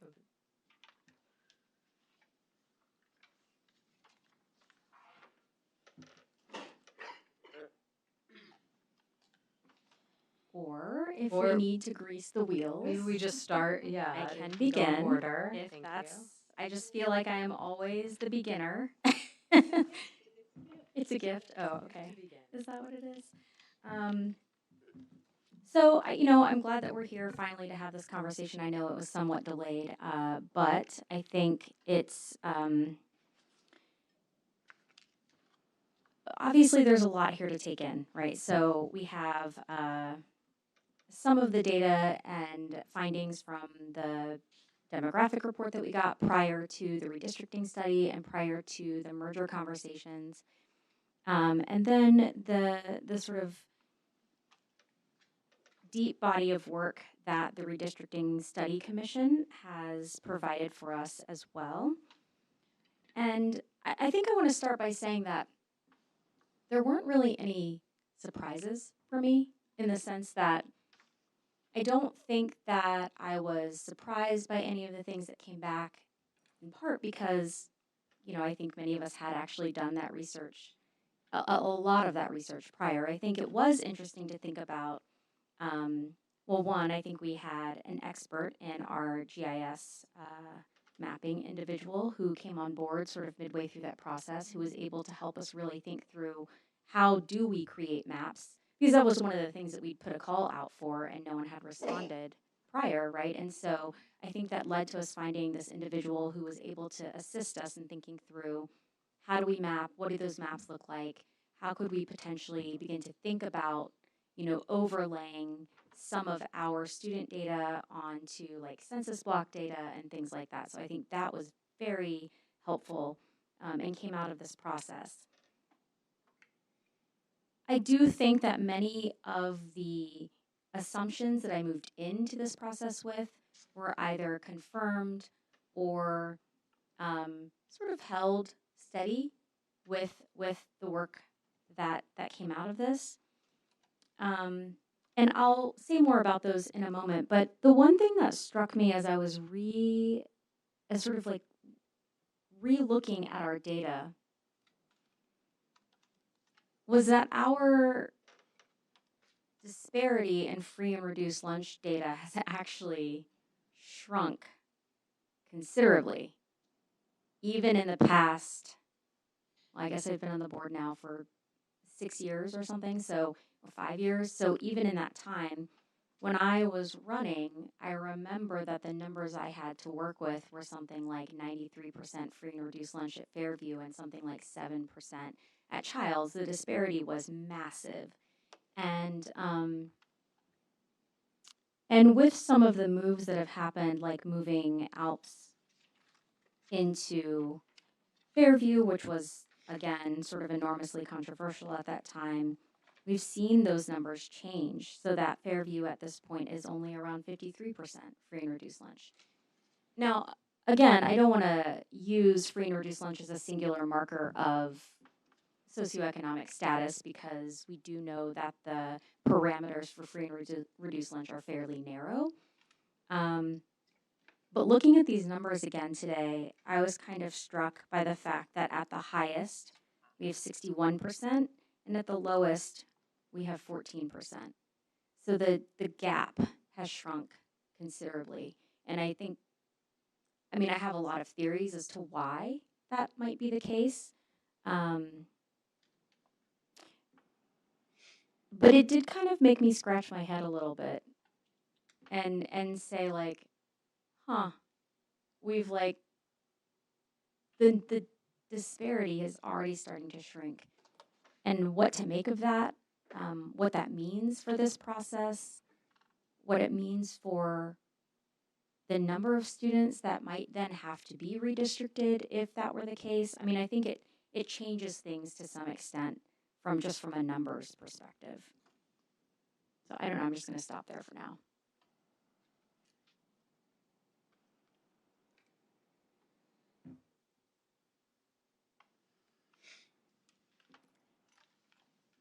I'll just jump in to comment quickly on the shrinking of the disparity that you mentioned, April. I did notice that even from the commission's report, which I think listed our highest rate of free and reduced lunch as 74% down to our highest rate at 61%. I suspect that some of that is a change in the federal guidelines for who qualifies for free and reduced lunch. Yes. So it doesn't necessarily represent a change in socioeconomic status of our schools, but rather a change in who's eligible and who's being left on the margins out of the free and reduced lunch program. Yes. And also, as we do consider the rates of free and reduced lunch, for Fairview specifically, I would suggest that we get calculations on what their rate would be without the ALPS program. I think that when we moved that program to Fairview, we did maybe a better job of integrating that program into the population at large in that school, but they're still siloed within the classroom. So I don't know if that is a fair model for integration. And I would be curious to know what the numbers are if you remove the help students from that number. I think those are great points. And I want to pull on that thread just a little bit more with regards to when we're looking at the free and reduced lunch numbers. If we could also do a couple of other things to look at the demographics as well of the schools. So what those look like for the different demographics that we have within that we have data for, to see how those correlate with those numbers as well. And I would also like to know how those numbers look within the schools that we have, like our oh goodness, what are they called? Title I? No, the special programming schools. So how do those, what do the demographics look like within our special programming schools with relationship to free and reduced lunch? And I'm going to add another caveat to that. How many of those students in those schools are opting in from outside of their catchment zones and vice versa? So we also know what that looks like. Because I think that those pieces can also impact our free and reduced lunch numbers within certain areas. So for example, we've got schools like Fairview who has the arts program. So does that mean that more students are likely to come into that school outside of that catchment zone that are driving down those numbers as well? So just more data on that, I think, is helpful. Could you repeat your very first data question? Yes. So I would like to know, with regards to our free and reduced lunch, what the demographics are for those schools as well. So white students, black students, Hispanic students, Asian students, students with disabilities, all of those factors, because there's probably some correlation that's living in between those numbers versus free and reduced lunch notes. So I just want to see what those look like. Does that, if I need to get more precise, just let me know and I can throw you something in an email. You would like that for every elementary school? Yeah, I would. I mean, if we're going to be talking about redistricting and whether or not we need to look at the whole for the elementary school students, I think that's vital to knowing how those correlate or don't correlate. So you would like us to run some data that examines free and reduced lunch across demographics as broken down by race and special service categories? Yes. Okay. As well as a sub to that, then those schools that have the special programming. So we know how many students are coming in or out of those schools that don't go there. Transfer data or for not those go there, programmings. aren't in those catchment zones. That was the wrong wording.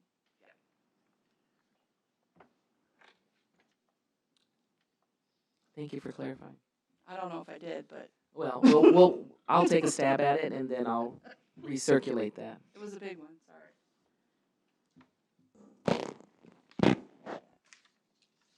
Asia, do you I'll take a go at it. First off, I want to say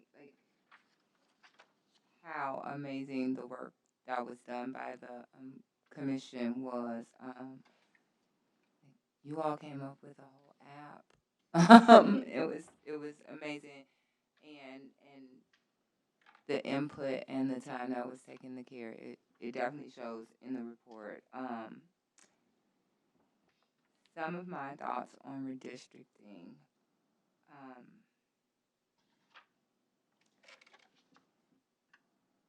I am always very mindful of barriers that are created, usually unintentionally, in efforts to help or, like in this case, balance our economic status numbers. Um, so that's been my main point of concern is just ensuring that we are not creating barriers because while the numbers could look good, the supports that are available to some of our students in that free and reduced lunch category, including like after school. I'm always mindful of thinking about how redistricting is going to impact transportation for some of our students, where personal transportation is a barrier and they are completely reliant on our transportation, and how that allows them to participate in before and after school activities, um, tutoring, and all those types of things that go on. Um, but overall, I what I would like to see are some very specific maps and details to like the impacts and maybe some of the impacts that we aren't really looking at right now.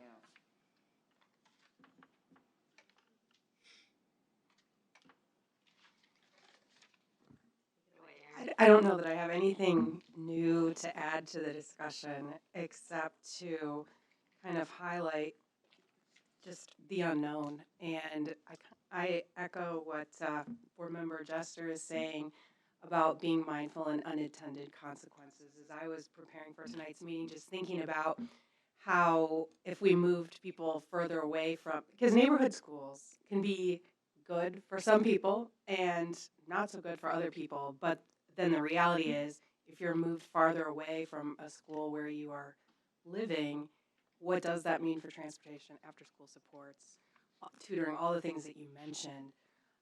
And so I think there are so many things to consider. Some of the data that Board Member Pirani was wondering about, and just looking at the changes in free lunch and what that has meant so far.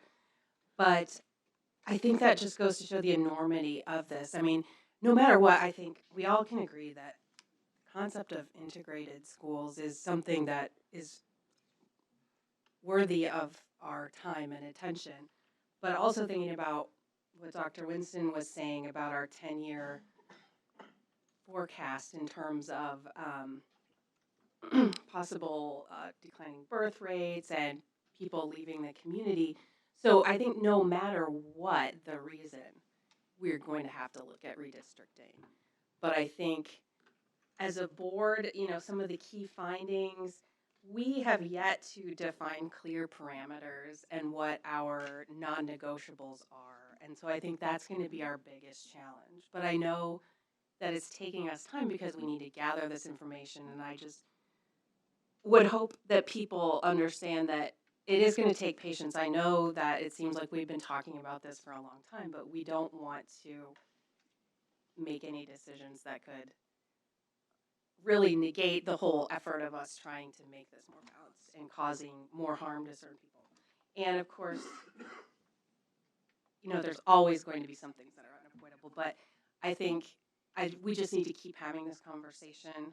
I mean, but making progress towards it. But what I'm challenging us to do is really come up with what those parameters are, because it is difficult.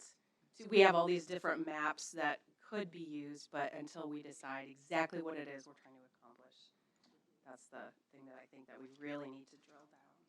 So, but I think that it's definitely worth, continuing to pursue. So one thing I'll add on to what Dr. Wyatt just said in Asia. So definitely, like the census blocks helped us, gave us the data to provide like a method for looking at attendance zones and things like that. You're right. As a board, we haven't made like decisions or even know what is the percentage of the socioeconomic status we're trying to reach. I mean, I don't. I mean, I go back and forth. I've enjoyed reading this and reading all the comments that people have made. But I think as a board, we have to know what are our clear like financial targets. I mean, what is the cost savings with this as well? Because I mean, as you all were talking too about if you move students to another school, are schools going to close? I mean, what's the capacity of that building? All of that too. I think is something that we should think about as well. I mean, part of moving this conversation forward, I think, is even beginning to understand if the board is on a similar page or not in order to move the conversation forward, right? Is there enough will of the board to even consider continuing to think about redistricting or not? I think, and I would say that like we should probably, existing in attendance zones, I think, should not be treated as an inherently neutral position. Yes. I think that there's this thought that like redistricting is a controversial decision, but I would argue that maintaining the kind of status quo or the districts as they sit is also potentially controversial, right? It is not a neutral position to say we're just not going to redistrict, we will just stay as it is. The status quo is inherently sort of controversial as well, I think, especially when we think about the fact that we truly haven't done or engaged in true redistricting in a very, very long time. And whether or not we're solving for population density, for sort of moving populations of individuals or groups, whenever you have a district that has lagged for so long in looking at their boundary or catchment zones, I think you're going to end up with problems. It is very clear from the research that we do have inequities within our catchment zones. That is clear from the data. I mean, and I would say that if we look at the research, it also tells us that there is not great harm that comes from redistricting. There might be harm from a community perspective because people have very sort of vastly differing opinions. But when you look at the data on the students themselves, they're not truly adversely affected. And some might argue that there isn't massive amounts of gain either in some of those studies. But I do think that when it comes to thinking about the reasons why we might redistrict, I think we need to get really clear on those things. I think, yes, SES balance is part of that. I think at this point in our MCCSC narrative, we know that we're in a very different fiscal position now than we were even a couple of years ago. And so we also need to think about things like, capacity of our buildings, utilization. What does that look like? What does that mean? If we're going to continue to have numbers that are shrinking, I think the facilities master plan is going to be immensely important to these conversations. And then, yes, I think we probably do need to get down to some data points, like what is an acceptable or an allowable gap in the percentage points of free and reduced lunch between our schools? Is it 25? Is it 30? Is it 40? Is it 37? Those kinds of things. What is our sort of maximum number of students that we might actually want to transfer, right? Do we think 10% is too much? Is it 5%? Is it 20%? Like, what is the maximum sort of number of students that we would consider transferring, right? And then what would that transfer look like? I mean, I know Ross, and I will not speak for him specifically, but I just know that he's talked in other conversations, even when we were sort of talking about the merger, about something like, moving sixth grade to middle school, right? What does that do as it sort of shifts the number of students in our buildings, as it makes space? I don't know. I mean, I think there are lots of things for us to consider, but the makeup of the board has changed since we started these conversations, right? We've had a superintendent change, we've had multiple board member changes. And I am not even sure at this moment if the will of the board is to continue to move forward with this discussion. So I think for me, even tonight, walking away with some clarity about that particular issue would be progress, in my opinion. I agree, but I also kind of want to come back to the point you made about doing nothing is also a decision, or maintaining the Absolutely. status quo is also a decision. Um, so um, I I was also thinking about the parameters to Tiana and Aaron's point about I think we're honestly since 2024 we've heard from the community that we need to have better parameters, and in the literature they use the terms goals and criteria, or at some places in the report they say operational definitions. I heard that loud and clear, and just as sort of as a test for myself, I try to make a list of measurable criteria that could be used to evaluate different options. And I won't bore you with my list of criteria, but some of them overlap with some of the things that you all have said tonight.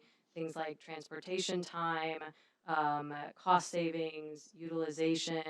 The one for me that was hard to figure out how to quantify was access to activities. I agree that I think that's really important, the access to programming and activities, but I couldn't figure out how to quantify it, so it didn't make my list of 8, but I think we should be mindful of it.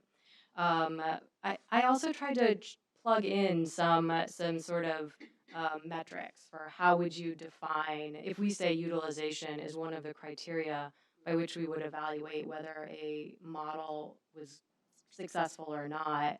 Kind of how would you define a good utilization model and a bad or out of bounds?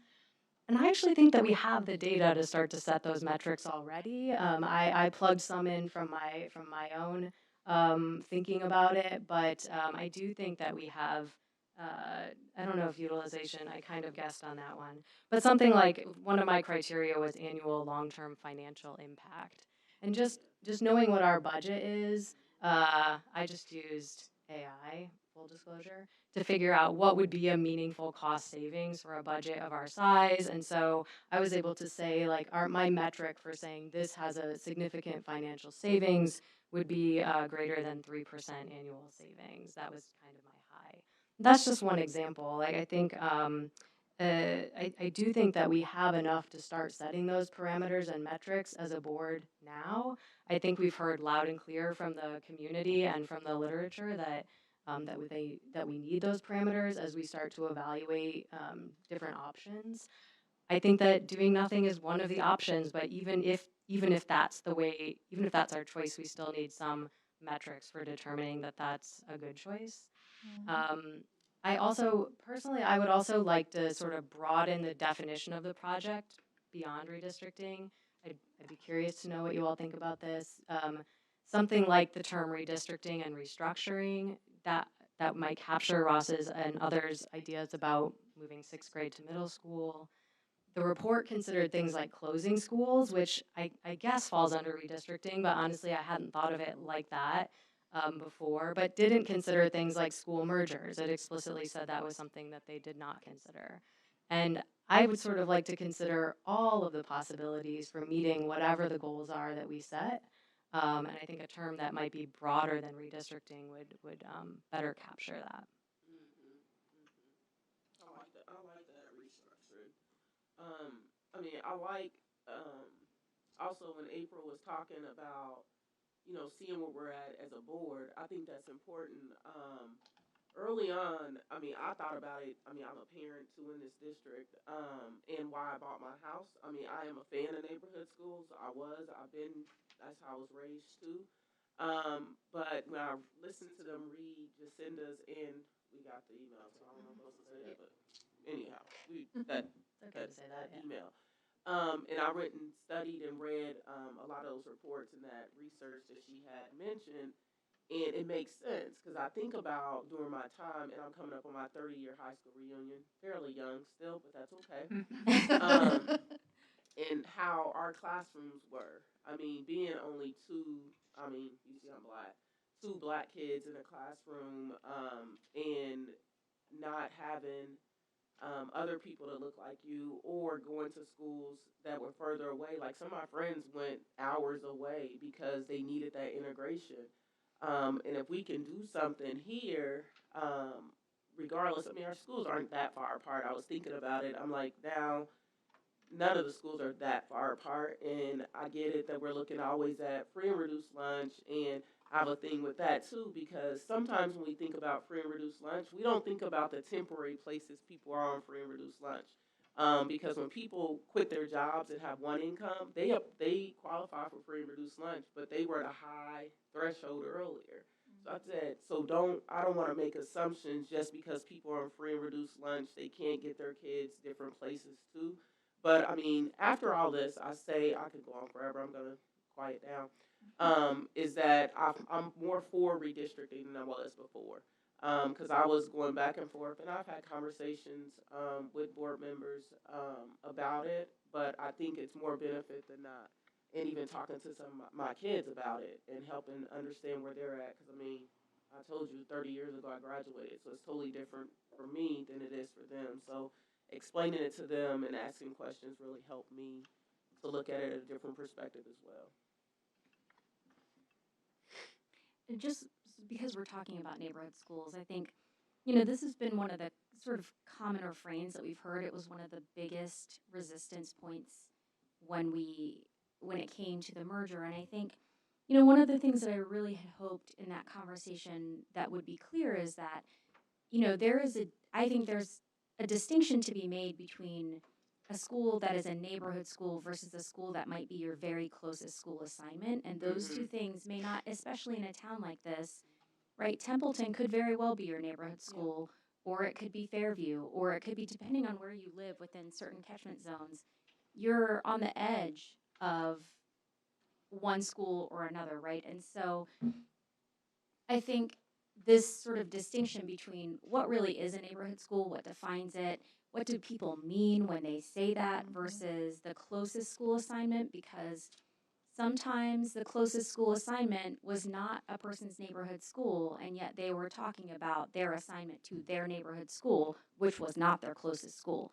So I think that, one, there needs to be a distinction made between what school is closest to me versus what school I consider my neighborhood school, and then what sort of underlies the differentiation between those two things, right? If you are closer to Templeton, but you consider blank school your neighborhood school, right? And I think ultimately, I think that became a point that was embattled for us, like the board, the community. There was a sense of like it sort of being embattled about neighborhood schools.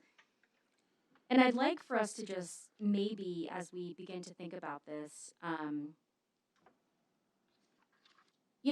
I want to make it very clear that I do not think that people who favor neighborhood schools are always motivated by segregation or bias, whether it's implicit or explicit, right? However, what I will say is that the literature and the research and the data does support that neighborhood-based assignment can and does have a segregative effect, right? So however you feel about it, if you live in areas that are segregated, your neighborhood assignments will be segregated in their schools, right? And so if we can begin to sort of like pull those two things apart, like an ideological position versus just the sort of data demonstrates that these things are true, then maybe we can begin to have conversations about closest school versus neighborhood school and other sorts of things. And then also, as you pointed out, in a town this size, right, we're not talking about Louisville. We're not talking about busing across enormous distances, right? And so I think that's just another thing for us to really consider when we think about redistricting and the time and access. I think that we have greater ability to mitigate some of those things than districts like Louisville or something else, right? And I think that we have to also keep in mind as well when and if we get to a point of considering maps of recognizing that redlining did happen here in this community, and as such, we have pockets where we can draw a map and it can still stay the same because of that. And so just thinking through all of those things and which neighborhoods had those racial restriction covenants in, in their deeds and all of those things, because we can look at the GIS. However, we have to keep that in mind as well as we're looking through and fully recognizing that a certain groups of people were not allowed in those spaces, and as such did not get to, have that generational wealth, and now they can't get in those places because of this. So I think we have to consider that in tandem with everything else. I like the idea of you talking about parameters too, because thinking about because even with the merger, I wasn't on the board, but the Templeton Child's merger, a lot of people just transferred out of those schools, so they wouldn't be affected. So if we're going to redistrict, make sure it's doing what we want it to do. So I think that's a good parameter to put on too. I think that's right. I think one of mine was like the percentage, and I did for what it's worth. I know that the report had these community considerations that they wanted us to take into account, and I think it's important to do this with community buy-in. So for me personally, I used all the community considerations in my list of criteria. I might weight them slightly less. So for example, I had socioeconomic status weighted at 20%, and neighborhood schools weighted at 5%. But I would still take it into consideration.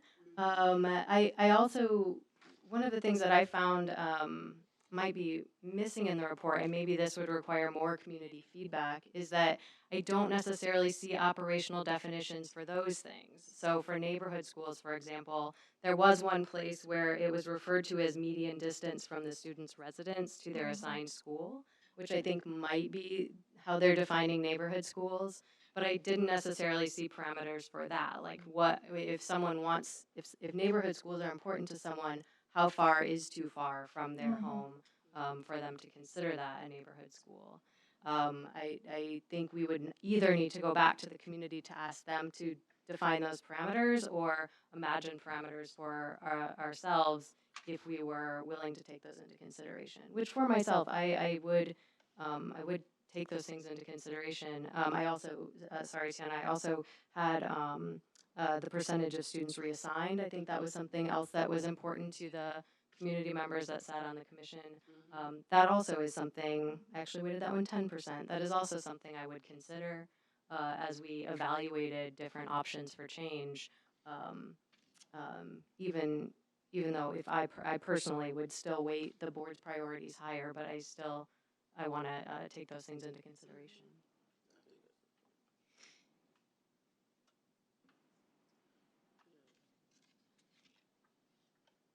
I think, to April's point, I think that us kind of more specifically defining those parameters is very necessary at this point. And as the commission pointed out, there were some places where there were no parameters in place. So we're like completely unable to look at those types of impacts. But I think that is a good starting point. Being more specific in the definition of the parameters.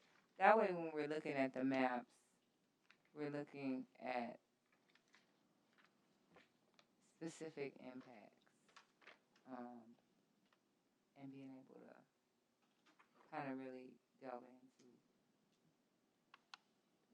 the reality of something. Like right now, I feel like we have a lot of possibilities, and I think some are good. But yeah, being able to come together as a group who's gonna vote on it with our maybe new set of parameters or some redefining of those parameters. I think that's a great starting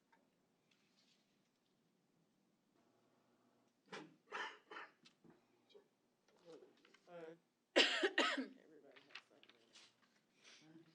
Well, as April said, it would be good to know where folks stand. Is everyone prepared to say where they stand currently on this topic, to know if we have a go forward strategy, either to begin the go forward strategy to start looking at this further, or if it's not something we want to pursue, and then what those parameters look like in terms of creating why we don't think that it is. I think, and I'm just from hearing, it sounds to me like at least there's enough interest to consider moving forward with creating and thinking through what parameters look like. And because I think we can't really, there's not a lot that we can task the administration with until we begin to define those parameters, right? So thinking about, right now, if we look at our numbers based on, and that is why earlier I said, I know our free and reduced lunch rates are not telling the whole story right now because they're sort of very narrowly defined at this moment and because of some of the changes that have been made, right? So right now, it shows a gap in our school district of 47% from the highest to the lowest. That is much different than we've had in the past, right? And so it would be like, what is the sort of maximum allowable gap? And even like, what are the parameters that is it those 8? Is it something else? Like, what are the things? I think that is probably a task for us to do in like a working session. Like we would need a work session to do that, right? I don't think we're going to get to those things today. So I don't know. I mean, how? Yeah. To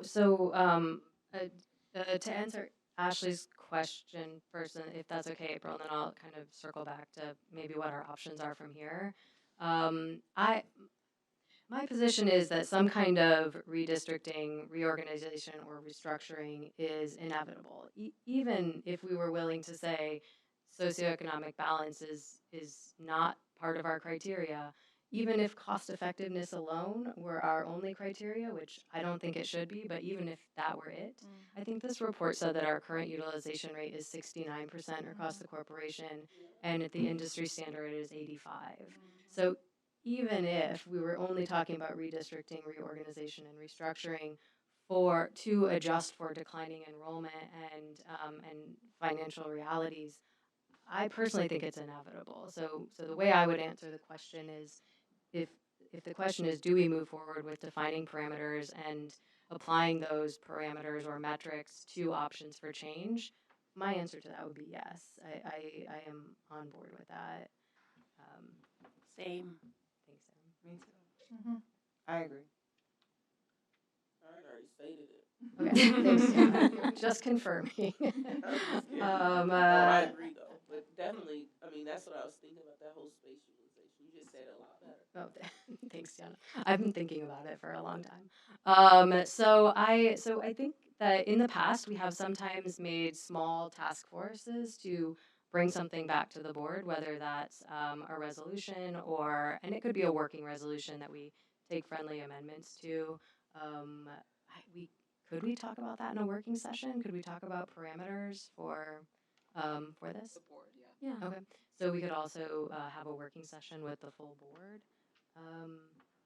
I think I suppose would the latter would be from my perspective yeah. to have the full board in a working session on this topic, only because I feel like we do get siloed so often as a result of open door law, et cetera, et cetera. I'm less interested in a resolution at this moment and more interested in just getting together to sort of hammer out some of those things to see where we land. I would be on board with that as well. I agree. Doing the work, a resolution, so I would be in agreement with April. Yeah. Yep. Okay, great. Can we just request that we have a working session to set these parameters? Okay, I'd like to formally request that of whoever. I will formally direct you to schedule. The board. Should we vote? All right, I'm going to take a vote. I'm not 100% sure we need to, but let's. Well, then I think we have to make a motion. Okay. But I don't think it has to be just to set a working I just session. need a collective Yes. directive from the board Yes, as the please. entity. Yes. Yes. Yeah. Does anyone not want Dr. Winston to organize a working session? Will there be food? Just kidding. Kid. Hearing no objections, I feel comfortable saying that the board would like you to request you to organize a working session for us, please, to discuss parameters for redistricting, reorganization or restructuring. Ahead of that, can I ask one more question? And this is something that probably, I don't know that there's an answer to this right now, but when we think about per pupil cost allocations by building, so, we always have like cost X amount to educate a student at this building versus this building. Can we maybe have a little bit more information on the sort of breakdown of why and how those things come to be, in the sense that, like, and I guess, I don't know, I suppose that probably are transportation costs and things like that already folded into that. Is that true? Like, when you think about per pupil costs per school? Yes. Okay. So I'm going to think about this question, but I have a question about this particular data that I'm not quite sure I know how to articulate yet, but it's going to come. So. President Cooperman, may I just kind of clarify what I jotted down in terms of my understanding of the directive? Yes, please. You would like me to organize a work session to establish parameters that would allow us to examine redistricting, reorganization, and or restructuring. Yes. That's the collective, not you, but I just want to make sure I captured that. Anyone want to amend that? That's accurate, Dr. Winston. Thank you. Thank you. Any last thoughts before we close out this conversation?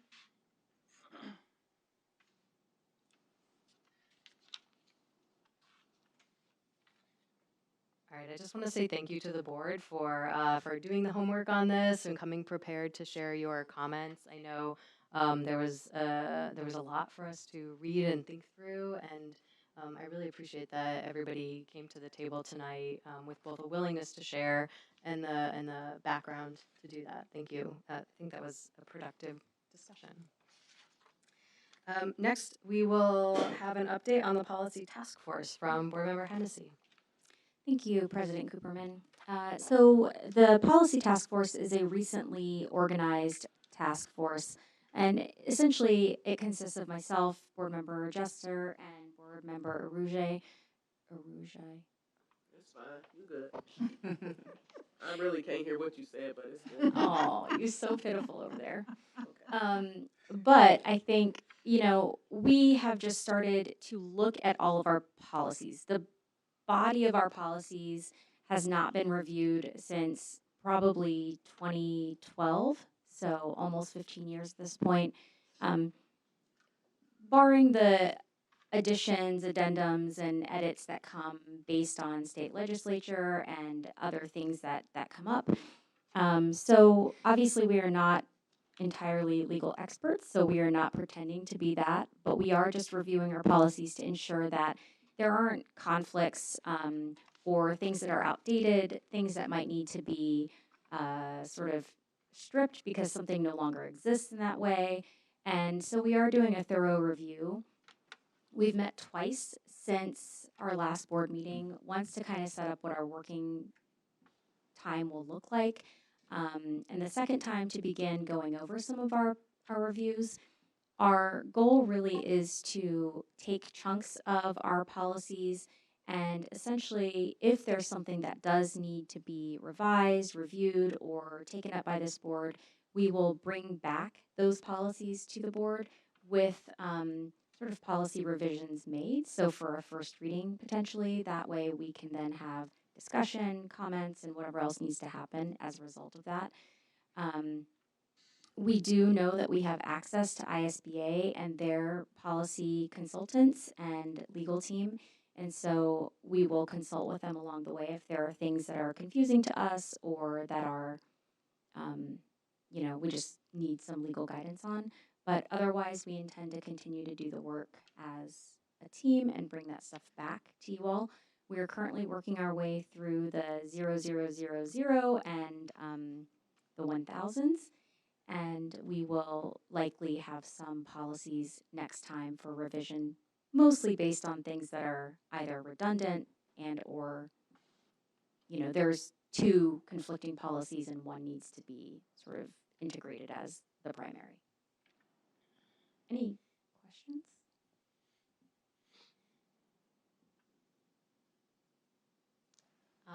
April, is there the opportunity, if a board member that's not on the task force would like you to look at a specific policy, is that an option? Absolutely.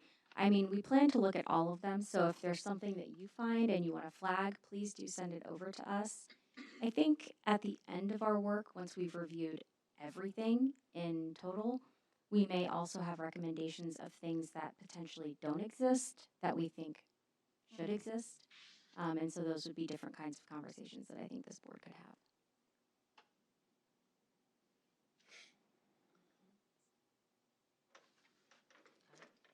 Thank you, April. And next on our agenda is the superintendent comments and report. Do you have any additional information to share with us tonight, Dr. Winston? Yes, I have a couple. So we are pleased to announce that music teacher Lisa Voss of Grandview Elementary School has been recognized in the top 25 2027 Indiana Teachers of the Year. So we're very excited for her. For more than 60 years, this program has worked to inspire, rejuvenate, and celebrate the teaching profession by recognizing outstanding teachers from across the state. We are so honored to have such an excellent teacher in our midst from Grandview Elementary. Congratulations to Lisa. In the communications area, we have a number of updates. There are several publications that are being released soon. The first is the MCCSC Expect Excellence in Education Viewbook that's on the table in front of every board member. So we're very excited about this publication. This is part of our continued effort to promote our schools and the hundreds of offerings that are available to all of our students. This new publication will be shared far and wide throughout our community. It will be our singular publication that covers pre-K through adult education with numerous examples of excellence in our schools. When viewing this new publication, you will see more exemplars of the amazing experiences provided to our students. And I believe it's online and available now online on the website? Not yet. Okay, soon will be online. In addition, we are soon to finish our second annual MCCSC newspaper that will be distributed to our families and the larger Bloomington community in the next few weeks. This issue looks to be even more informative and impactful than our inaugural edition last fall. We are so pleased with the local businesses who generously donated to support the MCCSC newspaper. We plan to have our newspapers in circulation around the Labor Day holiday. We recorded our second MCCSC School Voices podcast last week. In this podcast, we celebrated and recognized the impact of our early childhood program through the eyes of one of our early childhood teachers and a guest parent, and we have also had our music teacher of the year, Lisa Voss, present. If you haven't added MCCSC School Voices to your podcast list yet, I encourage you to do so. You can find it on Apple Podcasts, as well as other platforms, or wherever you get your podcasts. Isn't that how they say it? And the final communication update that I want to share is our CFO Corner. Beginning in September, Mr. Irwin is going to be highlighted in our CFO Corner, which will be brief video updates on school funding matters. It's our intention to align these videos with some of our podcast content as well, and I will have him as a guest on one of my upcoming podcast episodes. It's my hope that the coordination of our podcasts and videos will heighten our community's understanding of what we do and why we do it and how we pay for it. Stay tuned for more exciting updates on this. Student athletes. Our fall student athletes are in full competition mode. Last Monday, we had our ribbon cutting ceremony for the North Soccer Field and Athletic Complex, and then we watched our students compete. North and South football had their crosstown rivalry game last Friday. Kudos and congratulations to South. During halftime, we recognized the Bloomington North High School boys track team for their 2026 Indiana High School Athletic Association State Championship. There are so many more games being played across our corporation. I encourage our families and the community to find time to support the excellence of our student athletes and attend a game, match, or tournament this school year. And finally, I want to provide an important update on an important matter. President Cooperman, board trustees, and members of our community, I would like to take a few minutes to provide some clarity regarding the proposed changes to Policy 8910 and my decision to withdraw that recommendation a couple of weeks ago. There's been some misunderstanding about the intent behind the recommendation, and I do believe it is very important to correct the record. First and most importantly, the recommendation was not an effort to eliminate or reduce AFSCME bargaining rights. It was not intended to diminish AFSCME or its leadership, and it was in no way intended to support or replicate the actions of the Indiana General Assembly that have reduced the scope of teacher bargaining rights. Nothing could be further from our intent. The recommendation came from our genuine effort to better understand the differences in our existing bargaining processes and, from a management perspective, to clarify what appropriately belongs in a collective bargaining agreement. In particular, we were seeking to remove management and operational language from the bargaining agreement and establish clear boundaries around matters that are appropriately the responsibility of management. Prior to the July board meeting, members of my team met with local AFSCME leadership to discuss the proposed resolution and changes to Policy 8910. Based upon that conversation, we believed the intent and rationale for the recommendation were understood and that there was a general understanding and support of the proposed changes.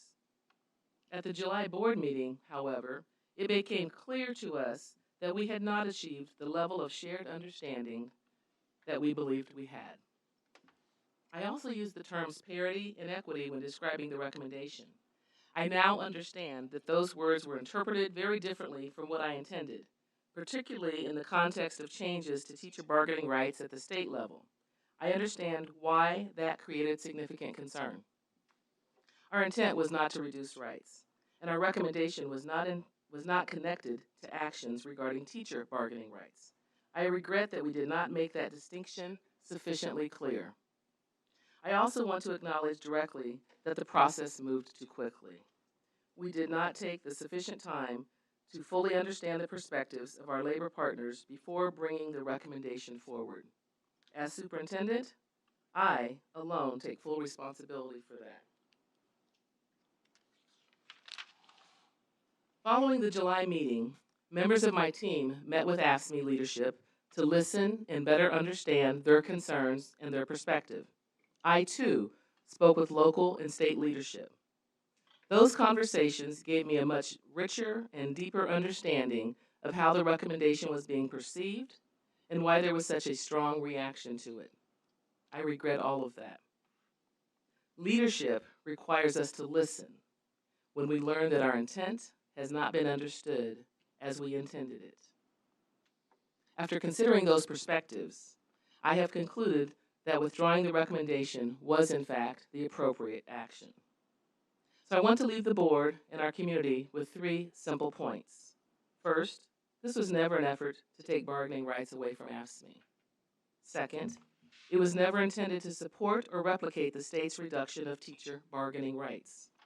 And third, the management objective was to clarify bargaining boundaries and remove management and operational language from the agreement. I acknowledge that we did not communicate clearly enough, and we moved far too quickly in bringing the recommendation forward. I own that. I have listened, I have gained a better understanding of the concerns that were raised, and I do believe that withdrawing the recommendation was and is the right thing to do. I value our relationship with AFSCME. I respect our employees and their representatives, and I remain committed to open, respectful, and productive labor relations throughout MCCSC. Thank you very much for affording me this opportunity to clear the record. Thank you, Dr. Winston. Are there comments from the board? Thank you for allowing this moment. I just want to say that, you know, there are these moments when things happen, right? And I sort of I watch both from my position as a board member and from my position as a community member, and I just want to say, I mean, it sometimes is frustrating to see the rate at which the backlash comes without sometimes full understanding, and I think that those moments are important, right? Because they allow for us to sort of take stock and to pivot or to change.